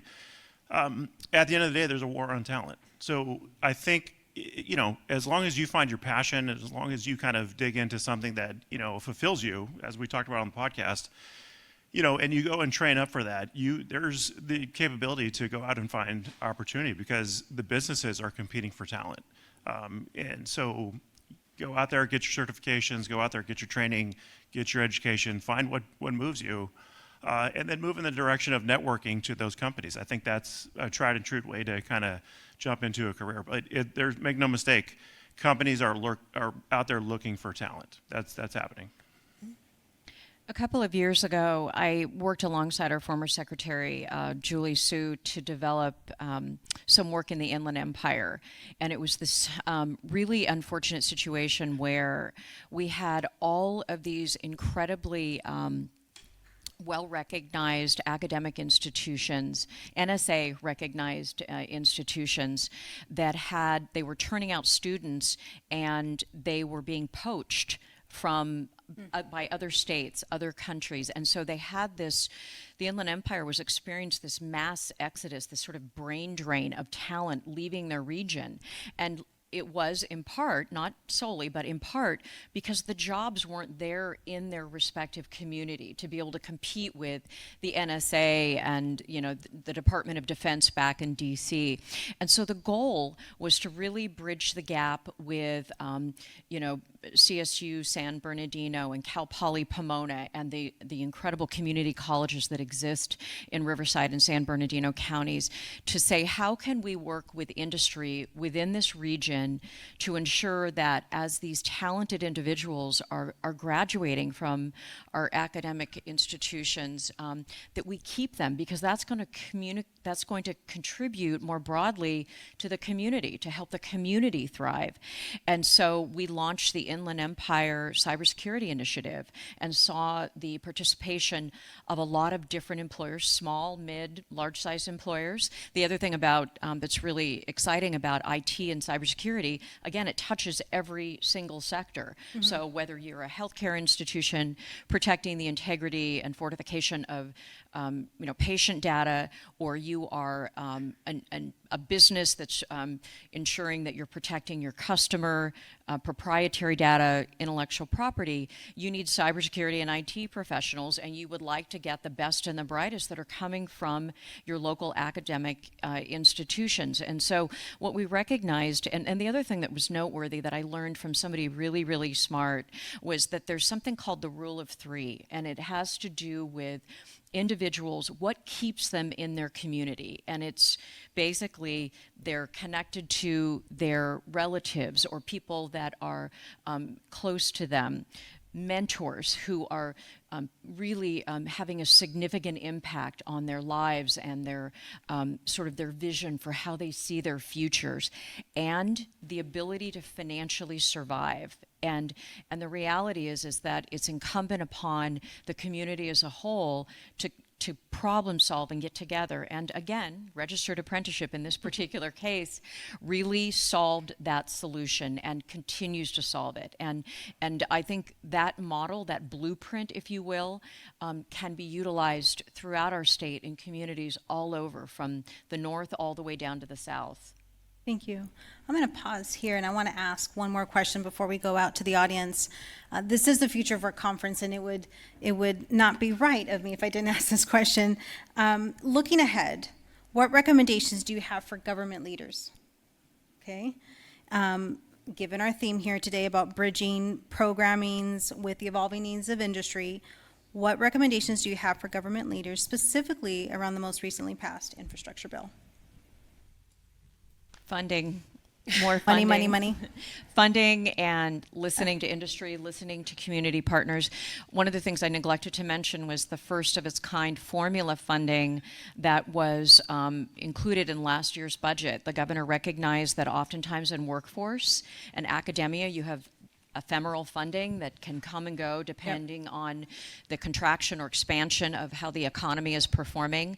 This particular funding mechanism is a non-competitive funding stream that allows for programs to defray the cost of running their program and build capacity for these programs. And so I think it's important that government put their money where their mouth is. If they're saying that they're invested in building a workforce, investing in communities, that funding has to come, and I think leaders need to set that example. I also think going on a listening tour to hear how respective communities across our state have their own unique needs. No one size fits all. And I think it's important as you're thinking about how to deploy those dollars, how can they be best utilized depending upon the community that you're looking at. And that would be one of a myriad of recommendations I would give to our government officials to be able to help support that effort. Absolutely. Please. Let me build on that, because I think that's essential to underscore. Los Angeles County, in and of itself, if it were a country, I think it'd be number, 12? Most powerful GDP in the world. Now California's number 4. So I think we have a comparative advantage here in Los Angeles County, with the proximity to the railways, to transportation systems, to airports, to the seaports, the rich diversity of people who live here, who want to continue to live here, with the linguistic diversity. We have a comparative advantage. And you add to that about 200 private and public higher education institutions. There is no other place in this country that has the variety, the different types of institutions than LA County. And I don't think that we have done enough to leverage that and to position that discussion with our policymakers enough to say we have it all here. There's no reason that we can't train, educate, and then provide employment for the individuals that we do that with, instead of having them exported somewhere else. So part of me says is that take advantage of place. This is a wonderful place to live, to work, to be with others, to demonstrate the benefits of diversity and equity, and to really have the continued investment in public education, our P12 system and to really look at it as a P through 14 investment, and then to continue to empower and infuse resources into our higher education institution as well. There is, again, no other place like here. And so I'd like us to think about taking advantage and leveraging this notion of place that we call Los Angeles. Excellent, thank you. Does anyone else want to chime in before we do Q&A? I'll add one other thing. I think what I've noticed in a lot of these sort of government or educational systems, these very large systems, is that they oftentimes forget the very human connection with people, right? And when we look at campaigns, we always say, "What's in it for me?" They call it the WIFM. And when you're looking at a government page or you're looking at an education page, when you look there, how easily is it clear what's in it for you? Because we oftentimes give money. You hear all this money that's given, but then then when it gets down to the interaction of the person that's seeing that opportunity, it's quite vague.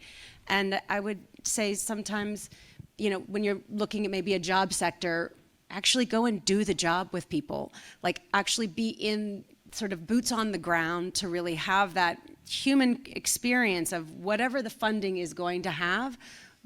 Walk the shoes of the people that are going to see it and make sure that it makes sense and make sure that the story is clear and human, and maybe walk a mile in the shoes of those people to see if you were walking in those shoes, what would you want to hear? I think it maybe would make the programmatic idea of it a little more human. So, Teresa, I'll just add real quick. Just to kind of build upon what Dr. Rodriguez mentioned, I think taking advantage of place, I mean, if you look at the region of Los Angeles County, between what's happening at the airport, the Twin Ports, you've got the activity with Metropolitan Water District, the activity with DWP, you've got LA Metro, which is, kind of doubling their transportation. There's a huge need for skilled labor in this region. And so I think if you're, to go back to your original question, if you're talking to government, I think what we have is a shortage of future skilled labor, which also includes, how do we solve for that? And so I think that comes down to funding, like Kelly mentioned. I think just digging into training programs to get that gap in future skilled labor workforce here to get more fulfilled and have these opportunities. Because regionally, I can't point to a different region around the country that has these types of growth opportunities that we do from an infrastructure perspective. Mm-hmm. What's happening in Los Angeles County and Southern California is, it's amazing. And, for somebody like me who works in infrastructure, I feel happy that I kind of chose this path, but I think there's so much opportunity here for future infrastructure work. And so we've got to foster that. So, yeah. Excellent. Thank you very much. I'll also add that we do have the Olympics coming in 5 years, so we have to be ready. Yes, absolutely. Right. The Olympics and the Paralympics, sorry. That's right. And the World Cup. And the World Cup. Yes. Yep. And the Paralympics. Yes, they're supposed to go in. Yeah. Questions from the audience? Yes, David. Sorry. I got a mic. Hold on. Sorry. Thank you. Hello. My name is David Heredia. This question is for you, Chancellor Rodriguez. As we've heard several times today, technology is advancing at a rate that by the time a student graduates, their degree is irrelevant. And it seems like soft skills are the hardest skills for students to actually obtain. Now, speaking as a graduate from 2 community colleges and a 4-year college, my frustration has always been that once I graduated, I did not feel prepared for the workforce.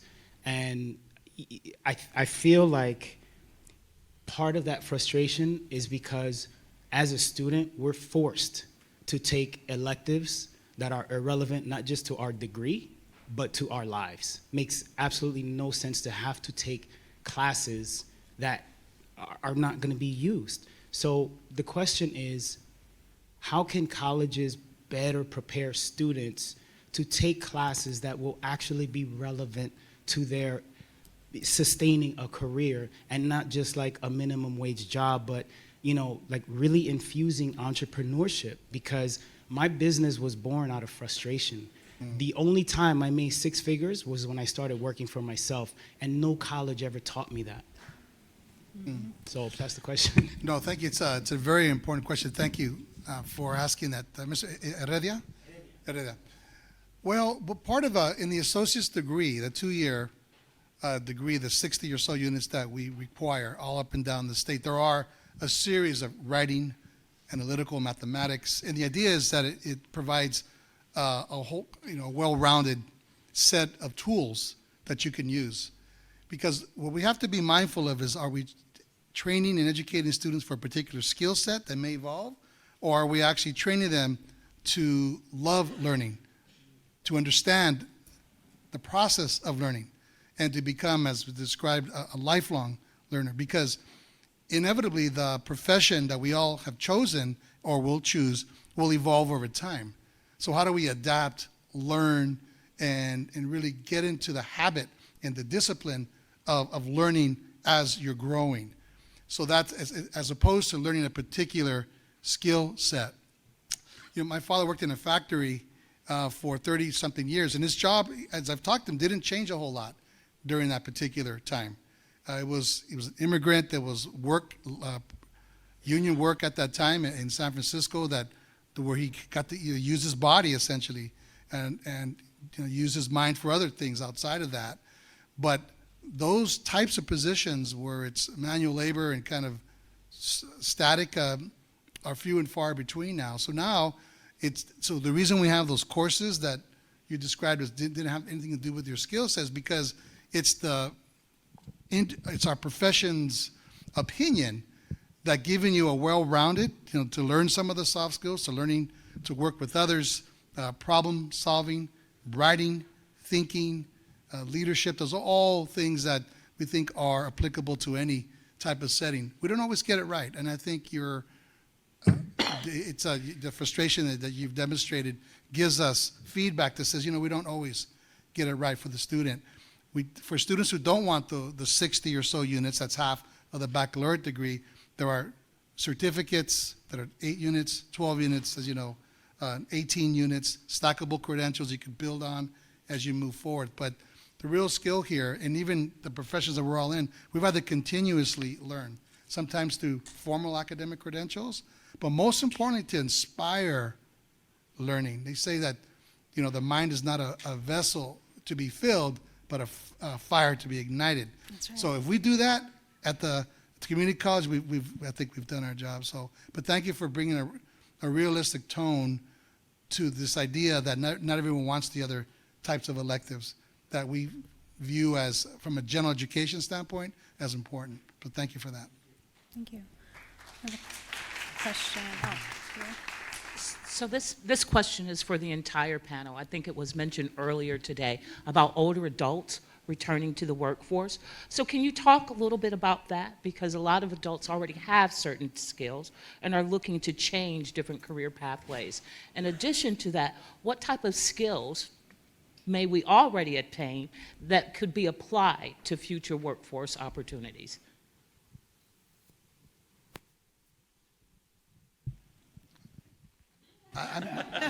Seems like, yeah. Well, adult learners, there are millions of adult learners that outpace the number of high school graduates we're going to have in the state of California. So if we're looking to build capacity at our institutions, really looking to adult learners is a pool of individuals, some that have degrees and credentials from other countries, some who want to upskill, some who have been displaced or dislocated because of the recent pandemic.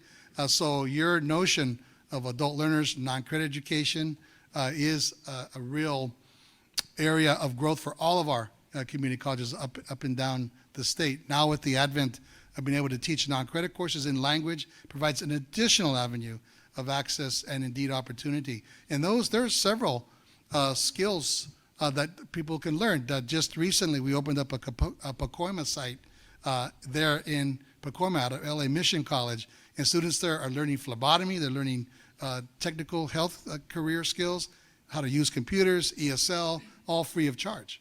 And these are adults that are coming back after work, if you will, at 6 o'clock to take these courses, and the building is full. We just opened that 2 weeks ago. So it gives you a sense that there's a thirst for adult education, adult learners. And what we have to, and the governor's helped us coordinate how we build synergy between the high schools, the K-12 system, and community colleges that are both responsible for adult education. And that when we have nice warm handoffs where they provide a certain part of the curriculum, we provide the other part, it works best. We don't always get that right. But adult education is not just about ESL, it's about skills building so that folks can have the ability to upskill or reskill into employments that are indeed necessary and where there are jobs. I mean, we see campaigns that we're doing with community colleges where they're really focusing on like a certification. So you have one experience and you could get another certification to make more money to go into that, or to talk about what sort of skills you already have and what jobs would be open for you that maybe you didn't know about. I mean, we always go back to marketing, right? It's talking about how industry or education show that to you, right? What opportunities would be for you, you know, from a marketing standpoint. We target. So if we were looking at a certain age group and we wanted to have people who are maybe more experienced, we might target people of maybe an older generation, somebody who has a certain skill set already, and then show them a new path that would be a new opportunity for them. But I think, you know, unless somebody shows it to you, you wouldn't necessarily know that it exists. So we always say marketing is the answer, but also the education or the apprenticeship that would give you that opportunity. What was interesting coming out of the pandemic, I think there was a misconception that a lot of the dislocated workers were a higher percentage, and they were, of sectors that had essentially been decimated, the hospitality industry for one. But there were a lot of, and we just in reading different statistics and surveys that were done, there were a lot of people that had epiphanies during the pandemic. I mean, we saw a lot of different individuals leaving and going after their passion and trying to find the mechanism to make that happen. They had always dreamt of becoming, you know, fill in the blank. And the great thing about what's happened with this sort of expansion of occupational portfolios and registered apprenticeship is that there were a lot of things on the menu, many of which would serve to bring those opportunities to individuals who dreamt of becoming, a stockbroker or an insurance salesperson or a sales and marketing representative, or, and soon going into teaching. And so I think registered apprenticeship is that ability to say, I've been doing this for 15 years in my career, and now it's time for me to listen to my heart. And we saw a lot of that coming out of the pandemic, and that's exciting. And frankly, the high percentage of those career changers were older workers who had been invested in the workforce for a decade plus and had made that decision that they were going to follow their passion, and that's what apprenticeship is all about. Mm-hmm. Just one quick bullet point in your question. The community colleges up and down the state are now prepared for and can give credit for prior learning. So there's a way to assess that and to accelerate time to degree, accelerate and provide units towards a particular certification or degree. So credit for prior learning is something that we're prepared. Yeah, and we're also working on something exciting now that's happening with ECE, and I won't go down a rabbit hole of ECE, but looking at ways to get sanctioned academic institutions to be able to tie with their industry partners credit for competencies performed on the job, to where you can actually take the practical application of something and ascribe college credits to it. And I know IBM's doing that with their registered apprenticeship programs, and I, along with degreed apprenticeship programs, I see that as sort of something that we can look toward in the future, because real hands-on experience matters, but it's got to be complemented by things that are learned theoretically in the classroom. It's a way to accelerate that learning process, but still maintain integrity around ensuring subject matter expertise. I want to add one other thing. One of the things that we have seen specifically in the trades is, I can put a bunch of marketing and get a bunch of kids in schools, but there's going to be a real problem that they don't have enough teachers. Because if you're talking about a trade, you can't have a big classroom. You've got one teacher for every 18 students because you're dealing with welding equipment, and nobody wants that to be a big classroom situation. So there's going to be a huge need for people who are looking to maybe retire out going into education, and I think it's a real opportunity for the community colleges to expand those programs with people that have that real world experience. I think there's a real opportunity for them to come back in and teach. Just give a quick example. Two-thirds of our instructors are adjunct instructors, part-time instructors. And of that group, a large number of them are folks like yourself, working professionals with degrees and certifications that come to teach with us online or in the evenings, on weekends, during the day, that fits within your schedule. So that's how we get that direct sort of input from you who are in the field and other industry experts to help us out, to teach and to give that real-life experience as well. So it's not all full-time instructors. We also rely on a platoon of experts to help us out. Excellent. We have time for one more question. Hello, my name is Diego Moreno, and I work with the San Gabriel Valley Economic Partnership. And I had a marketing question, really. I'm a consumer of cat videos, and I'm sure many of you are too. They're funny and they're great. But how do you redirect to find talent? Because you can't, like you mentioned earlier, you could put a recruitment page, it could be boring, right, or hard to navigate, but how do you engage with them in a way where they actually want to participate and find this job? Yeah, it's a great question. I mean, I think a lot of industry has really relied on people just showing up magically. I don't know how. I guess the old newspaper ads, right? But we're working on a program with a manufacturing plant in Stone Mountain, Georgia, where they need people. And so I went and interviewed the people that like the job. And we talked about, why do you like this job? And it wasn't a job that this sort of goes back to what you were asking about for the politicians. I went and I talked to them about why they like this job. They're on a plant, they're moving boxes. They basically do all the Happy Meal boxes.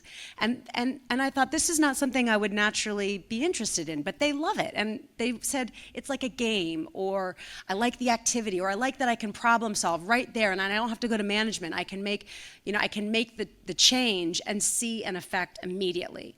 And I thought, this is really interesting. These are the reasons why somebody would like the job are the kinds of people that they want to come into the job. They don't want the people that are just there for a paycheck. They want the people that like the problem solving. They want the people that don't mind being on their feet. They have a lot of energy. They don't want to be sitting at a desk. And so we put those messages in front of the right target audience to sort of reverse engineer, right? Here are perfect people. And here are the messages to go find the other people. And then you can geofence, you can target. We find veterans to be really hard workers, so we tend to always focus on people that have been interested in or have been veterans because they're really hardworking and they have great work ethics. And then that's sort of how we're driving people in. So I think it's really about focusing on the work itself, not just the money. The money gets you in, but the work is what keeps you. And I think that's what we see is making that sexy. I mean, I like to joke that we make beige office parks sexy. How do you make the work really exciting? And you use movie magic, right? You make them look like heroes. You make welding look like hero. I mean, it's been fun. We were talking a little bit about DEI. It's fun to show welding programs where the person pulls off their helmet and it's a woman. Or a woman is climbing, it's really fun to sort of break the mold of what we see and to make them look like heroes. Mm-hmm. Okay, thank you so much. Please give them a round of applause. Thank you so much for your time. We're going to take a quick break. We have lunch boxes in the back. Please grab yourself a lunchbox, come back to a table, meet a new friend, and we'll reconvene a little bit before 1 o'clock where we have our keynote and where we announce the LA Changemaker Award. So come back.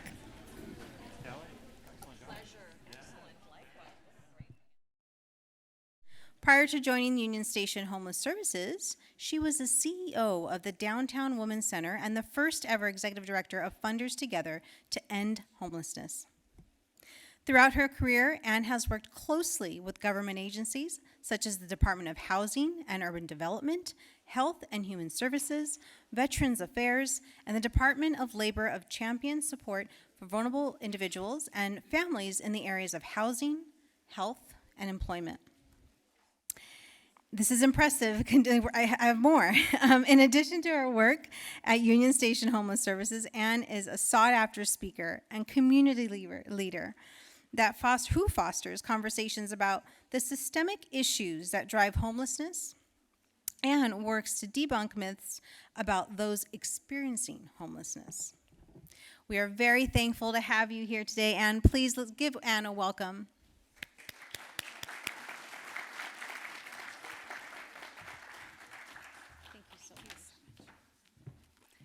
Whenever I hear my bio, I go, oh my gosh, can I live up to that? I'm not sure. It's such a pleasure to be here today. Homelessness is one of the major crises of our times. You can't go anywhere without seeing people living in tents or RVs or on the street, and I think it's in the news every single day. Now, if you were to ask most people, what is the cause of the homelessness we're seeing in Los Angeles? The majority of people would say, oh, it's mental illness and addiction. The fact of the matter, it is neither of those things. It is true that those things may make you more vulnerable to experiencing homelessness, but they're more often symptoms of homelessness rather than causes. So if it's not those things, what is it? What is the cause of the homelessness we see here in Los Angeles County and sadly growing throughout the Western world? Well, there is one reason and one reason only, and that is economic. People cannot afford to live in our society. They cannot afford housing. The cost of housing is the number one issue that people experience homelessness. To give you an example, here in California, to rent a one-bedroom apartment, and a modest one-bedroom apartment, you need a salary of $70,000 a year or more. If you are living on minimum wage, you need to work 88 hours a week to afford a one-bedroom. Now, this is a California average. If we look at here in Pasadena, a one-bedroom average is $3,200 a month. Now, think if you're a family and you struggle by with a two-bedroom apartment, modest, you need to make over $90,000 a year or work 110 hours a week. And sadly, many of the people we know work just about that much to try to keep a roof over their heads. So what do we do about this crisis? Well, there are two things we can do. One, and we work really hard at this, is we try to create more affordable housing for people. But the need is so great, we can't keep up, and there's such huge backlash in communities. No, we don't want those people, families, individuals, seniors, youth, living in our community. But we keep trying, and we do as much as we can.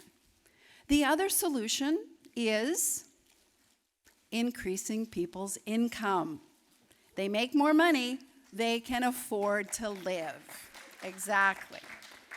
So again, how do we increase people's income? Well, you can decide that you're going to win the Powerball. Okay, that might work. Maybe you have a rich uncle that you can knock off. You know, those are possible. But realistically, how do we increase people's income?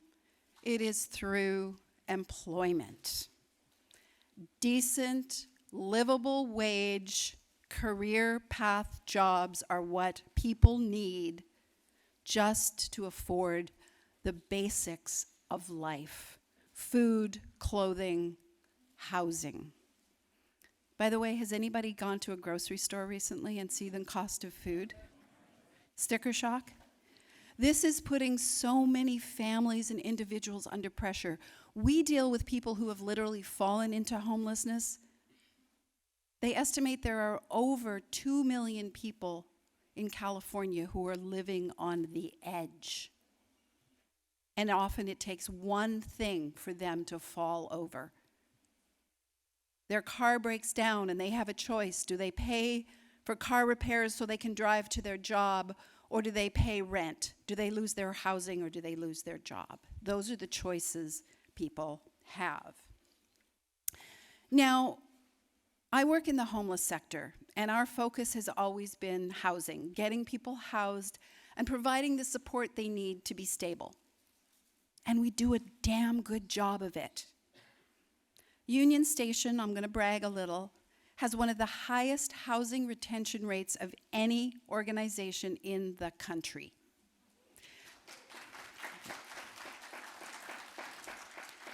"97% of the people that we get housed do not become homeless again." But, because we know how to keep people housed. We know what it takes. What we do outreach, we go out into encampments where people are, we build relationships, we get them supportive services, we get them into housing as quickly as we can, and we surround them with the support they need to stay housed. But right now, we are seeing people fall into homelessness at rates we have never seen in this country, ever. And again, why? The cost of housing, the cost of living. And for many of those people, what they need is to get a job that pays the rent. We struggled for a long time because folks in our clients, our sector, often couldn't get the help and the support they needed to get back into the workforce. You know, our job centers, our employment centers weren't created to help this vulnerable population. They weren't funded for it, they weren't incentivized for it, they weren't rewarded for it. Their purpose is to get as many people employed as possible. And you're dealing with a very vulnerable, often hard to serve population. So what happened is the social service sector said, okay, nobody else is doing it, we're gonna do it. So we started an employment program. And I'm not gonna say it hasn't done good work. Our employees are so dedicated, but we focus on things like preparing your resume, doing mock interviews, making sure you have the clothing that you need for your interview. And then, yes, we have some connections to employers. So we do an okay job, but it is not enough. And frankly, we don't have the expertise that we need to adequately serve this group of people. So, what is the solution? The solution is we need to work together. Our communities need to come together because more and more people are falling into economic hardship. And yet we have employers and sectors who are desperately in need of employees. We heard them just talking about some of the jobs that are there, and there are people not filling those jobs. So there is incredible opportunity. Opportunities for partnerships. You know, it's a foundation of partnership and collaboration with a little tidbit of ingenuity, a dash of innovation, and wrapping that around with the philosophy that everybody deserves a good job. But the reality is there are also barriers, and we have to be real about what those barriers are. I mentioned our employment centers, our job centers, not being set up for this, but they have made changes. We work with a number of them. They are understanding that this is a need. So how do we work more with those job centers to create pathways for people? One of the biggest issues we faced, frankly, is mindset. People feel that if you're homeless, really the kind of job you know will get you a food service job that pays minimum wage. That's kind of all they deserve or all they can do. We have to change that mindset. We have to understand that people need opportunity. They need a pathway, a career pathway. Then we have the barriers of the people themselves. If you've been homeless, you are experiencing extreme trauma on a daily basis. You are living in fight or flight mode, survival mode. And a lot of people experience PTSD. So they need support. You know, we work with landlords and when we're trying to get people housed, we work with our clients to wrap them around with supportive services to help get them back on the pathway. Eventually, they don't need it, but at the beginning, they may. So the barriers that are out there for these people. Then there are things that's not just our clients, but things like transportation, childcare, which are huge barriers. The majority of our families who fall into homelessness are single-parent families. And if you, especially women with young children, childcare is a huge, huge barrier. And then one of the things that I think we're in the right place to talk about is education and training. The homeless population in general has lower levels of education than the general population. Often it is because they come from families, of poverty, intergenerational poverty. Racism is a huge issue with our population, is one of the major causes that we see. Lack of opportunity. And also people can't afford. If you're a person living in poverty, unless you get a scholarship, you can't afford to go back. And if you're providing for a family, to take time and go to a 4-year or even a 2-year college program can be impossible. So these are all barriers that we deal with and that we as a society have to look at and deal with. And how do we come together to create models that create success for people, that lift people up? Well, here are some things that I think we can do. One of the first things we can do, and this I'm looking at myself in the social service sector, but also ask help from those who are working more on the economic development side, is how do we connect with employers who need people to work at jobs that, again, pay livable wages in our career path job. Let us learn kind of where we can send people. We don't want people just to work at a fast food place. So we need to make connections with employers and meet their needs so they can meet the needs of the people we work with. Then create pathways for education and training. Things that connect people to jobs, but that are fast track, that don't require 2 years for them, but may require 6 months. And during that time, we as an agency can help support them financially, get them through their training, get them into jobs, give them some time to get established, and then wish them all the best in the world. We need to work with colleges, and I will say PCC, and they didn't pay me to say this, is a wonderful, wonderful partner.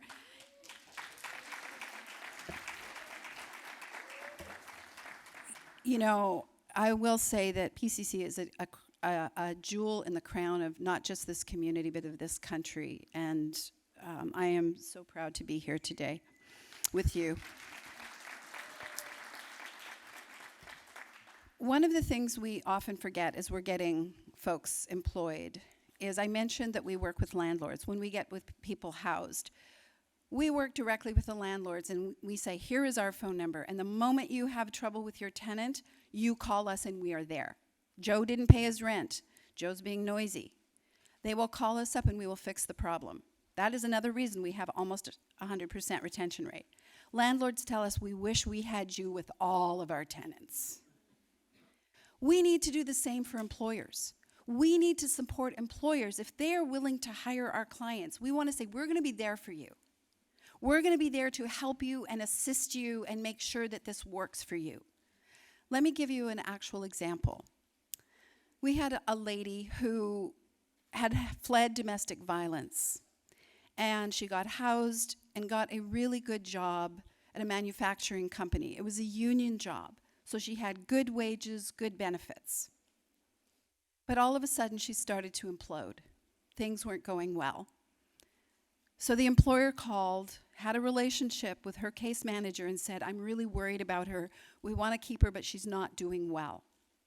So the case manager came and sat down with her to find out what was wrong.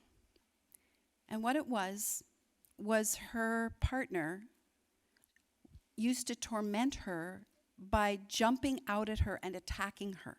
He would hide and literally jump out and physically assault her. And it turned out the job she had was working on a big, heavy machine. She had to wear earplugs. And if people would walk up behind her, she would lose it. Again, PTSD. It was triggering for her. So you know what the solution was? They gave her a mirror in front of her so she could see people. A simple solution. And then she was successful and continued on in her career. But that was working together with the employer to solve a problem. That's what we need to do. We need to provide support to our employers. We also have to recognize that we need to wrap around the people. We need to support them. We need to bring their families. We need to bring the community in together, because it is those connections, those mutual supports that make a difference. And again, we have to insist that the people we work with deserve a career path job. I worked with an agency in Boston, and they looked at what industries needed jobs, and it was like the healthcare industry, hospitality, and IT. And they went to meet with the hospital to start this program, and the hospital said, yeah, we have some jobs in our laundry and in housekeeping. And not that those are bad. I don't want to downplay. People do legitimate work. But it wasn't a career path job. And the person in the program said, no, I'm sorry. We want our people to get in jobs, yes, at the ground floor, but they can have a projection. They can move forward in their career. We're not accepting just any old job for people. They deserve a career.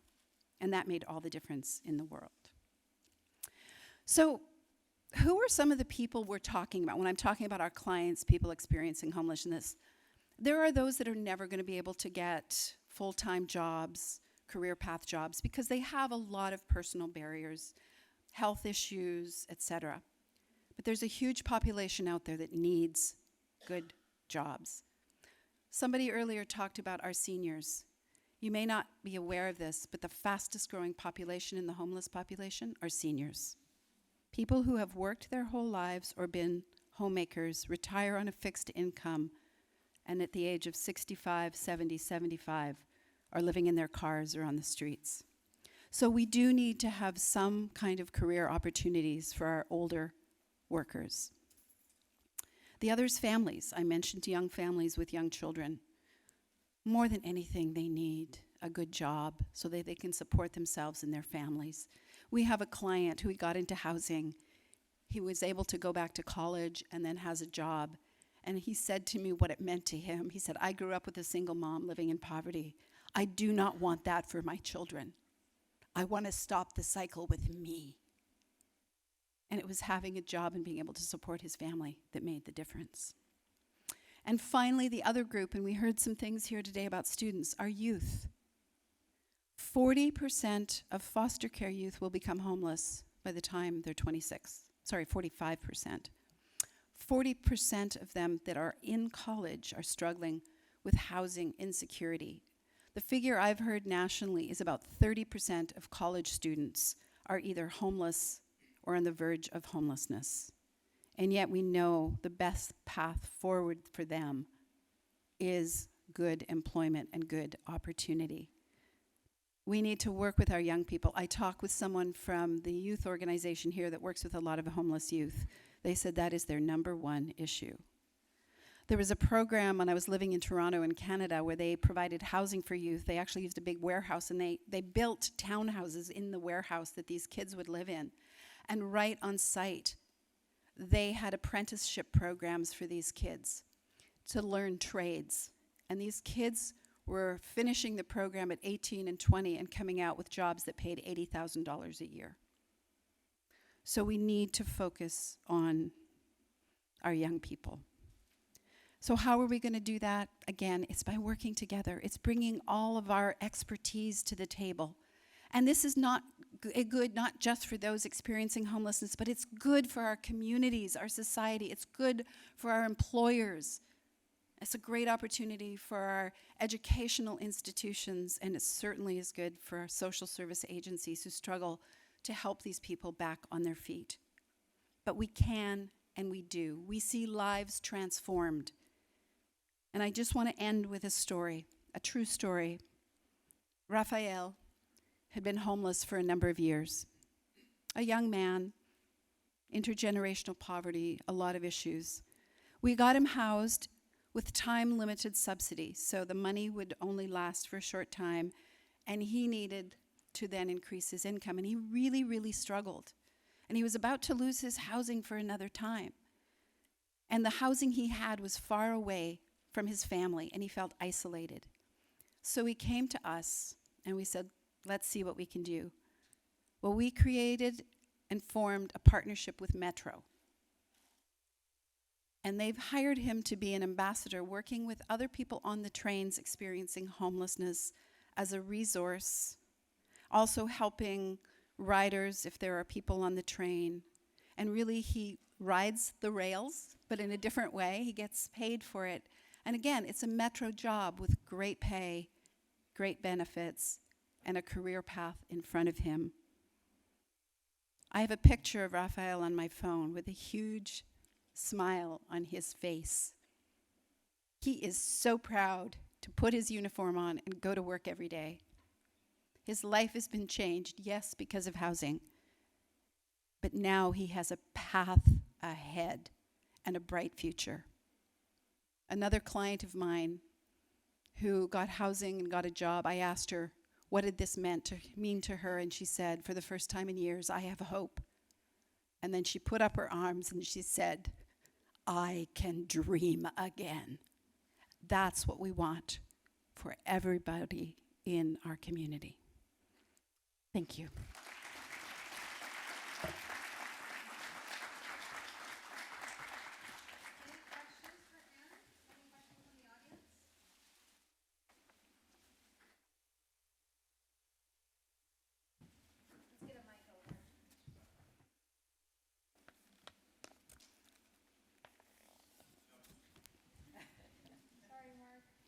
No, don't be sorry, my fault.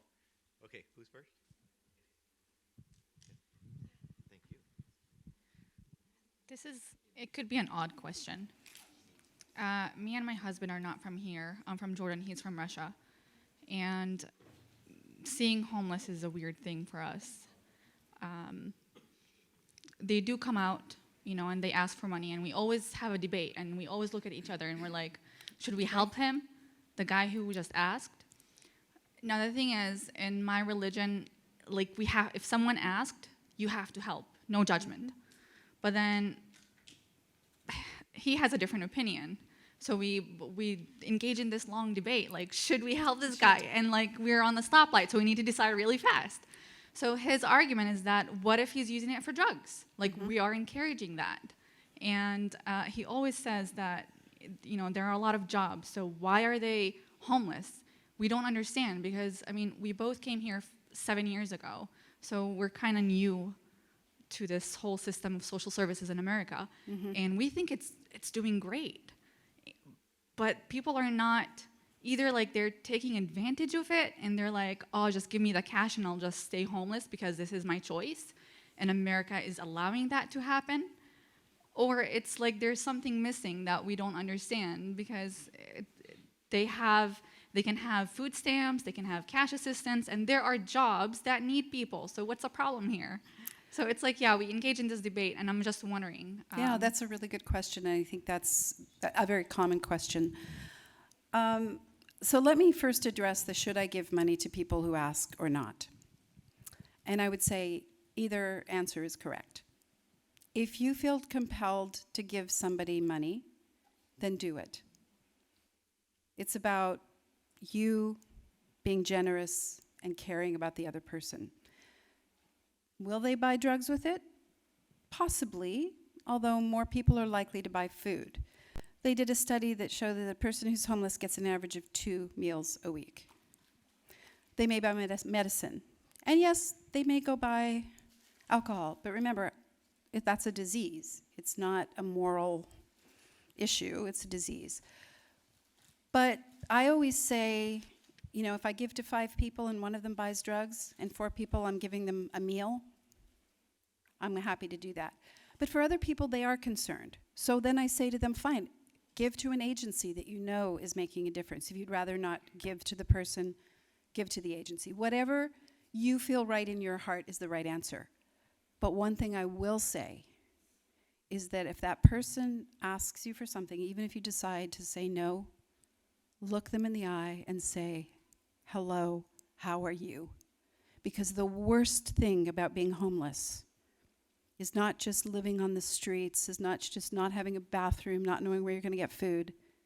It's that you are shunned by everybody in the community. I had one lady who lived in Skid Row at the age of 56 because she got cancer and lost her house. And she had a job and lost her job. And she said, I fear every night that I'm going to be raped. I'm a middle-aged woman using the gutter as a bathroom. And the worst thing is, I have become invisible to everybody. No one says my name. No one looks at me. Or if they do, they say, get a job. She said, one day I looked in the mirror and I had become invisible to myself. And it was one person sitting down with her and saying, hi, my name is Mary. What's yours and how are you doing? That changed her life. So if you don't want to give them money, don't give them money and don't feel guilty. You could give money to an agency. Sorry, that was a terrible plug. Sorry, I apologize. But do look at them in the eye and acknowledge them as a fellow human being. In terms of the get a job, it's really hard to get a job when you don't have clothing, you don't have a bathroom, you don't have a place to sleep at night, you're exhausted, you're stressed, you're traumatized. And who's going to hire you?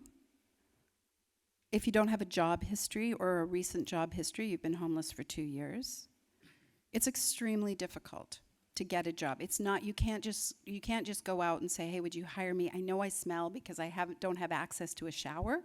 No employer is going to look at you. So that's why we believe in getting people housed, stably housed, and then the next step is employment. But it's almost impossible if you're living on the street that someone will hire you. It's not the person who doesn't want it, it's the employer. And the other thing about people choosing homelessness, complete, absolutely not, 100% not true. Nobody wants to sleep under an underpass. Nobody. And food stamps don't pay for stamp. You know how much money you get if you're on public relief? $220 a month. That pays for everything. So, no, people don't choose that, but they get into a place where they don't know how to get out of it. So they create a life for themselves on the street. But thank you for asking. Very important question. My name is Serafin Garcia. I work for City of Pasadena for the Foothill Workforce Center. Yes. We help people who are also homeless as well.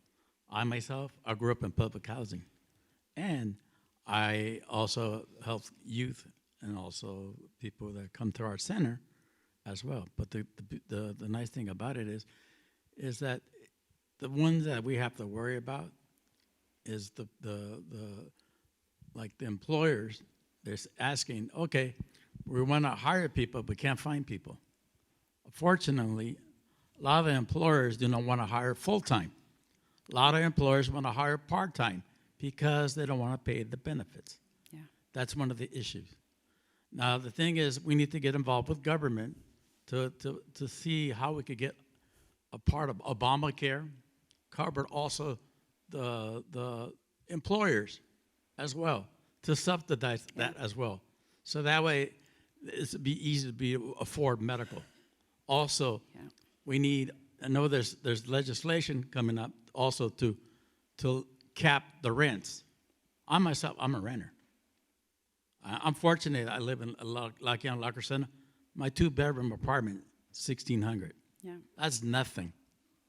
All right, think about it. $1,600 compared to what other people are paying. Yeah. When I used to live in public housing, my mom and dad were paying about $200 rent for 4 people. And my employer at the time, when I was working there, I was working for LA City Housing Authority. So I know. Another thing, too, besides that, I'm also disabled. People look at me, you're disabled. Yeah, I'm dyslexic. Okay? Now, you got people who also have learning disability, Yes. who can't be able to go into work because they don't have an advocate. But the good thing is they need to get connected with the Department of Rehab as well. But you got employers that are very ignorant.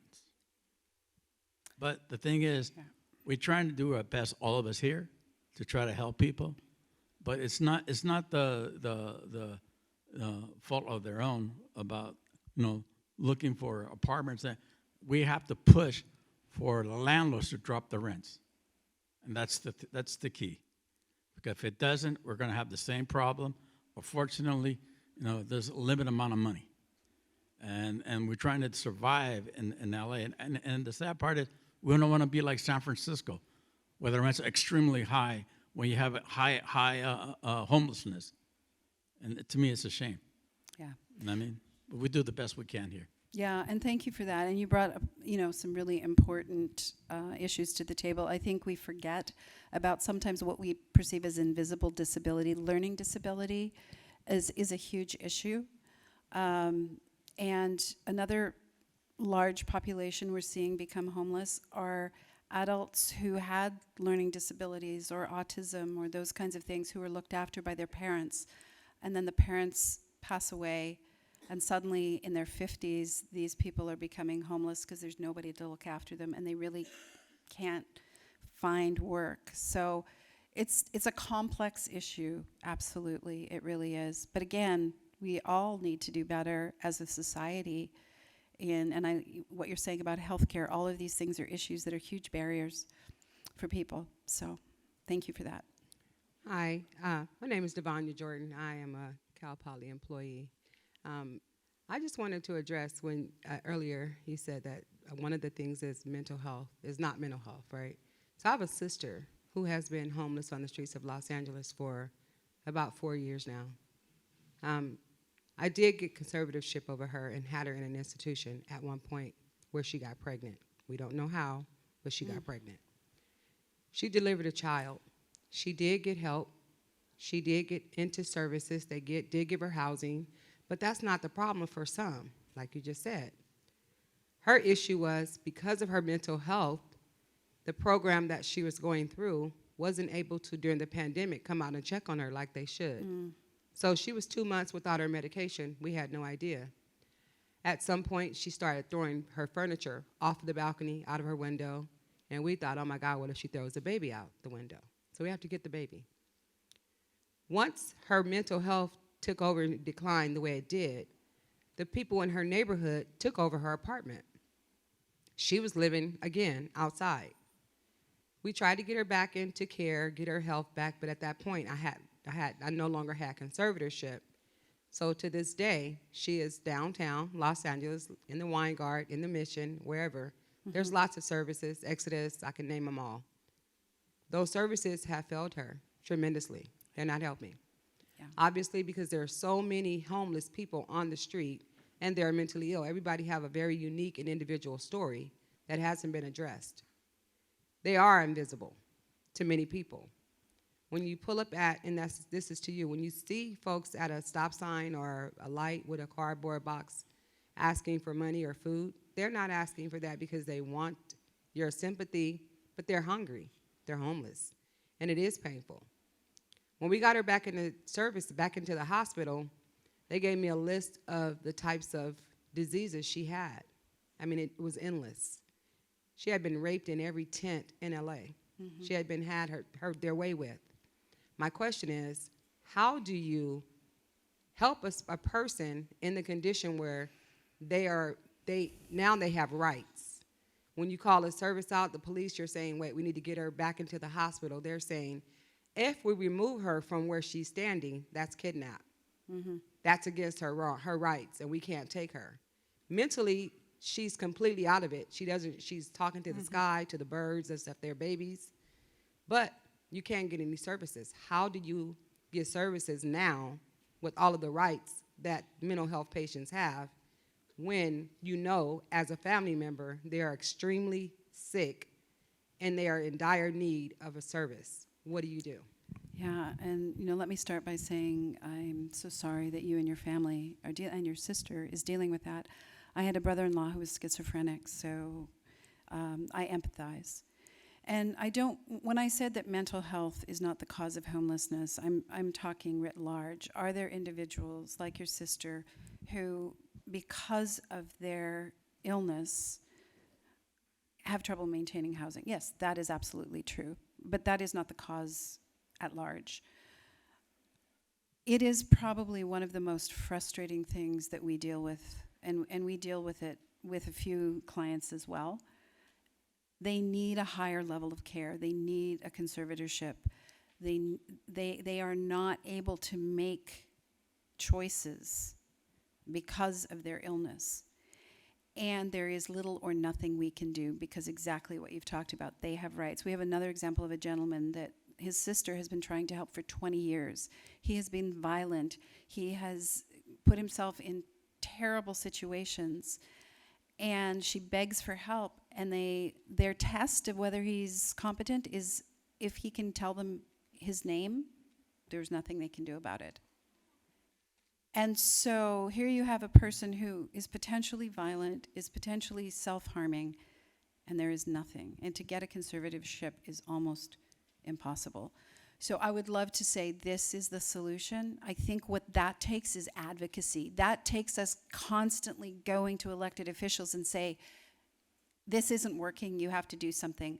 I will say, however, that is a small percentage. I know it seems greater when you look on the street and people seem to be terribly mentally ill, but that's mostly trauma. But there is a small percent of people who have severe mental illness that do need to be in better care, and we don't have the resources for it. So I wish I had an answer. We struggle with that as well. I'm very sorry.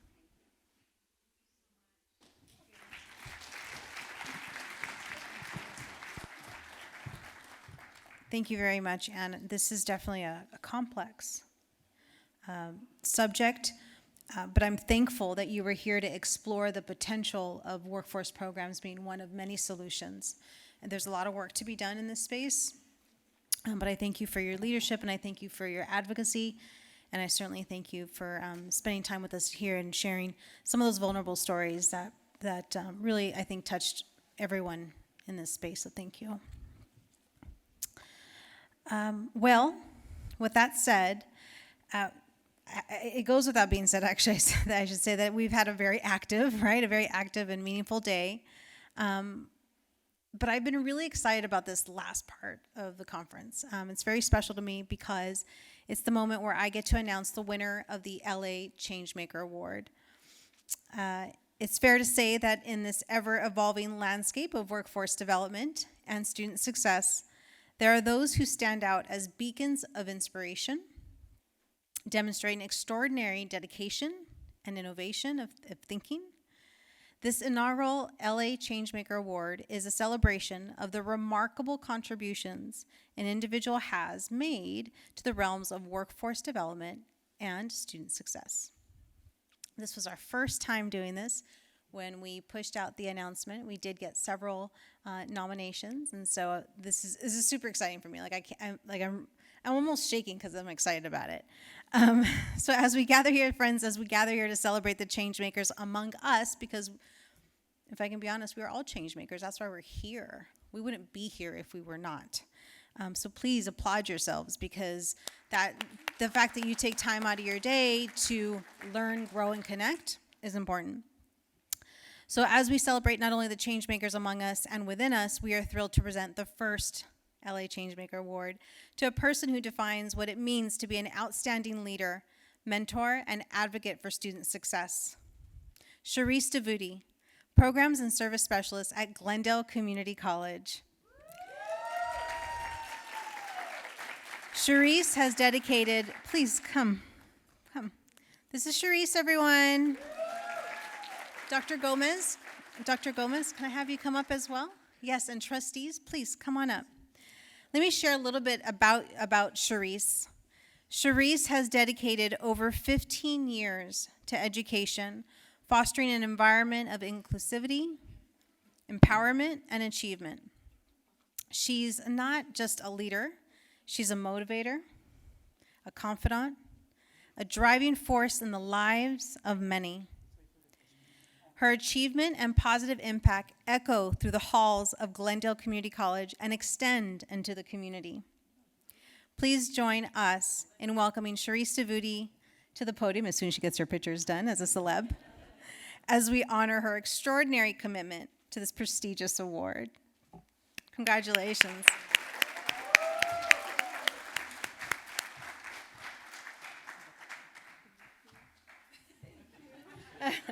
That's also very intense. There you go. Congratulations. Congratulations.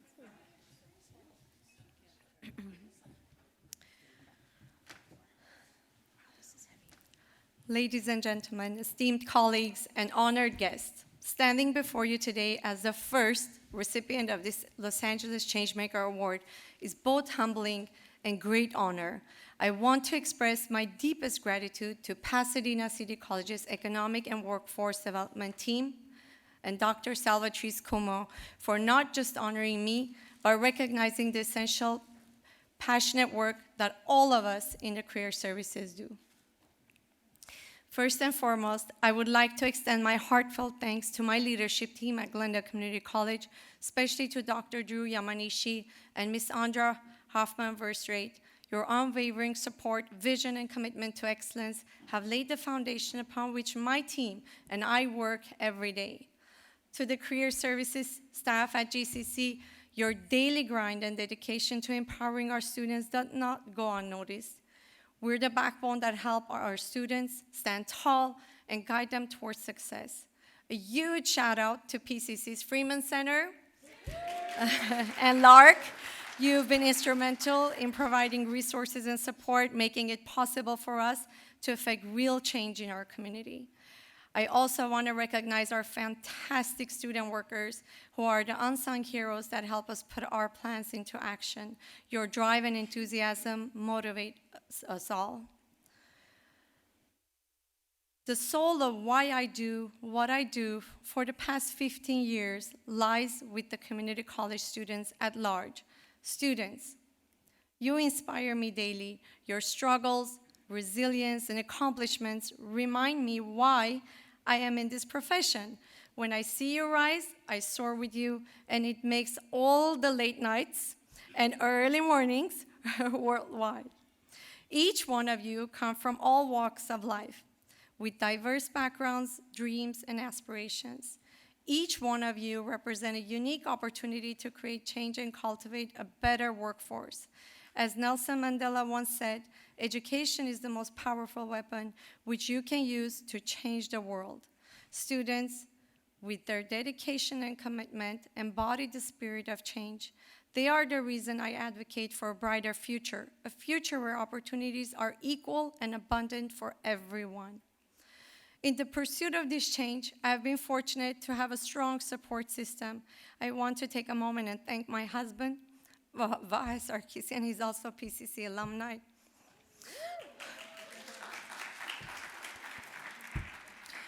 My 3 children, and my entire family, for their endless support.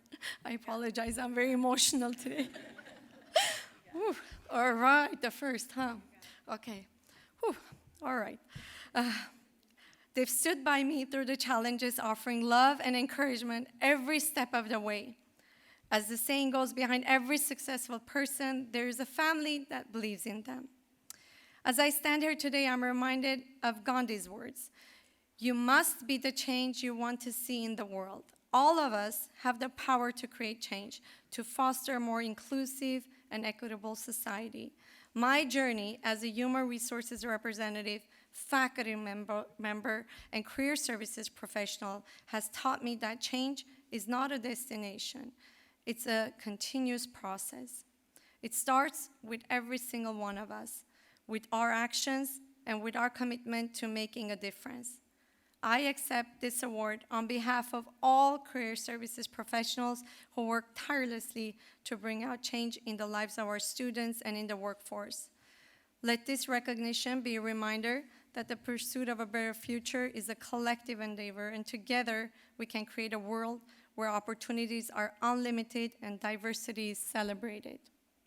Lastly, thank you to those who nominated me for this tremendous honor. Let's keep the torch burning and continue to be change makers that we are today. Thank you, everyone. Thank you, PCC, for this great honor.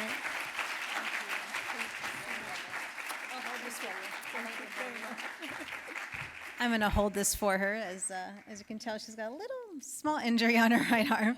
But Charisse is correct. She did receive many, many nominations. And so you can just by her thoughtful words, you know why. Thank you, everyone, for coming. This has been just a delight to see everyone. It's been a delight to talk with the panelists, and it's certainly been a delight to award the first LA Changemaker. Take a moment to just thank the team. This doesn't happen overnight. We have so many. Jesse, Mark, Sid, Barcy's husband, who I don't remember the name. Hi. Leslie, our EWD team. There's many, and I'm sorry if I missed a few. But thank you. We are going to continue this dialogue. Workforce development is important. The work that we do here is important. And the only way that we get to propel any of our thoughts, ideas, initiatives forward is if we collaborate together and do it together. So thank you very, very much. And I look forward to seeing you again next year. Oh, one more thing, please. On the screen, you'll see the event feedback form. Please do share. Like, we read everything, and we monitor and measure everything at EWD.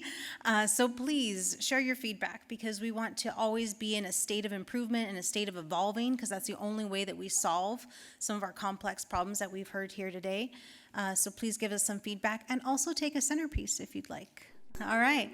Thank you. Have a wonderful, wonderful rest of the afternoon.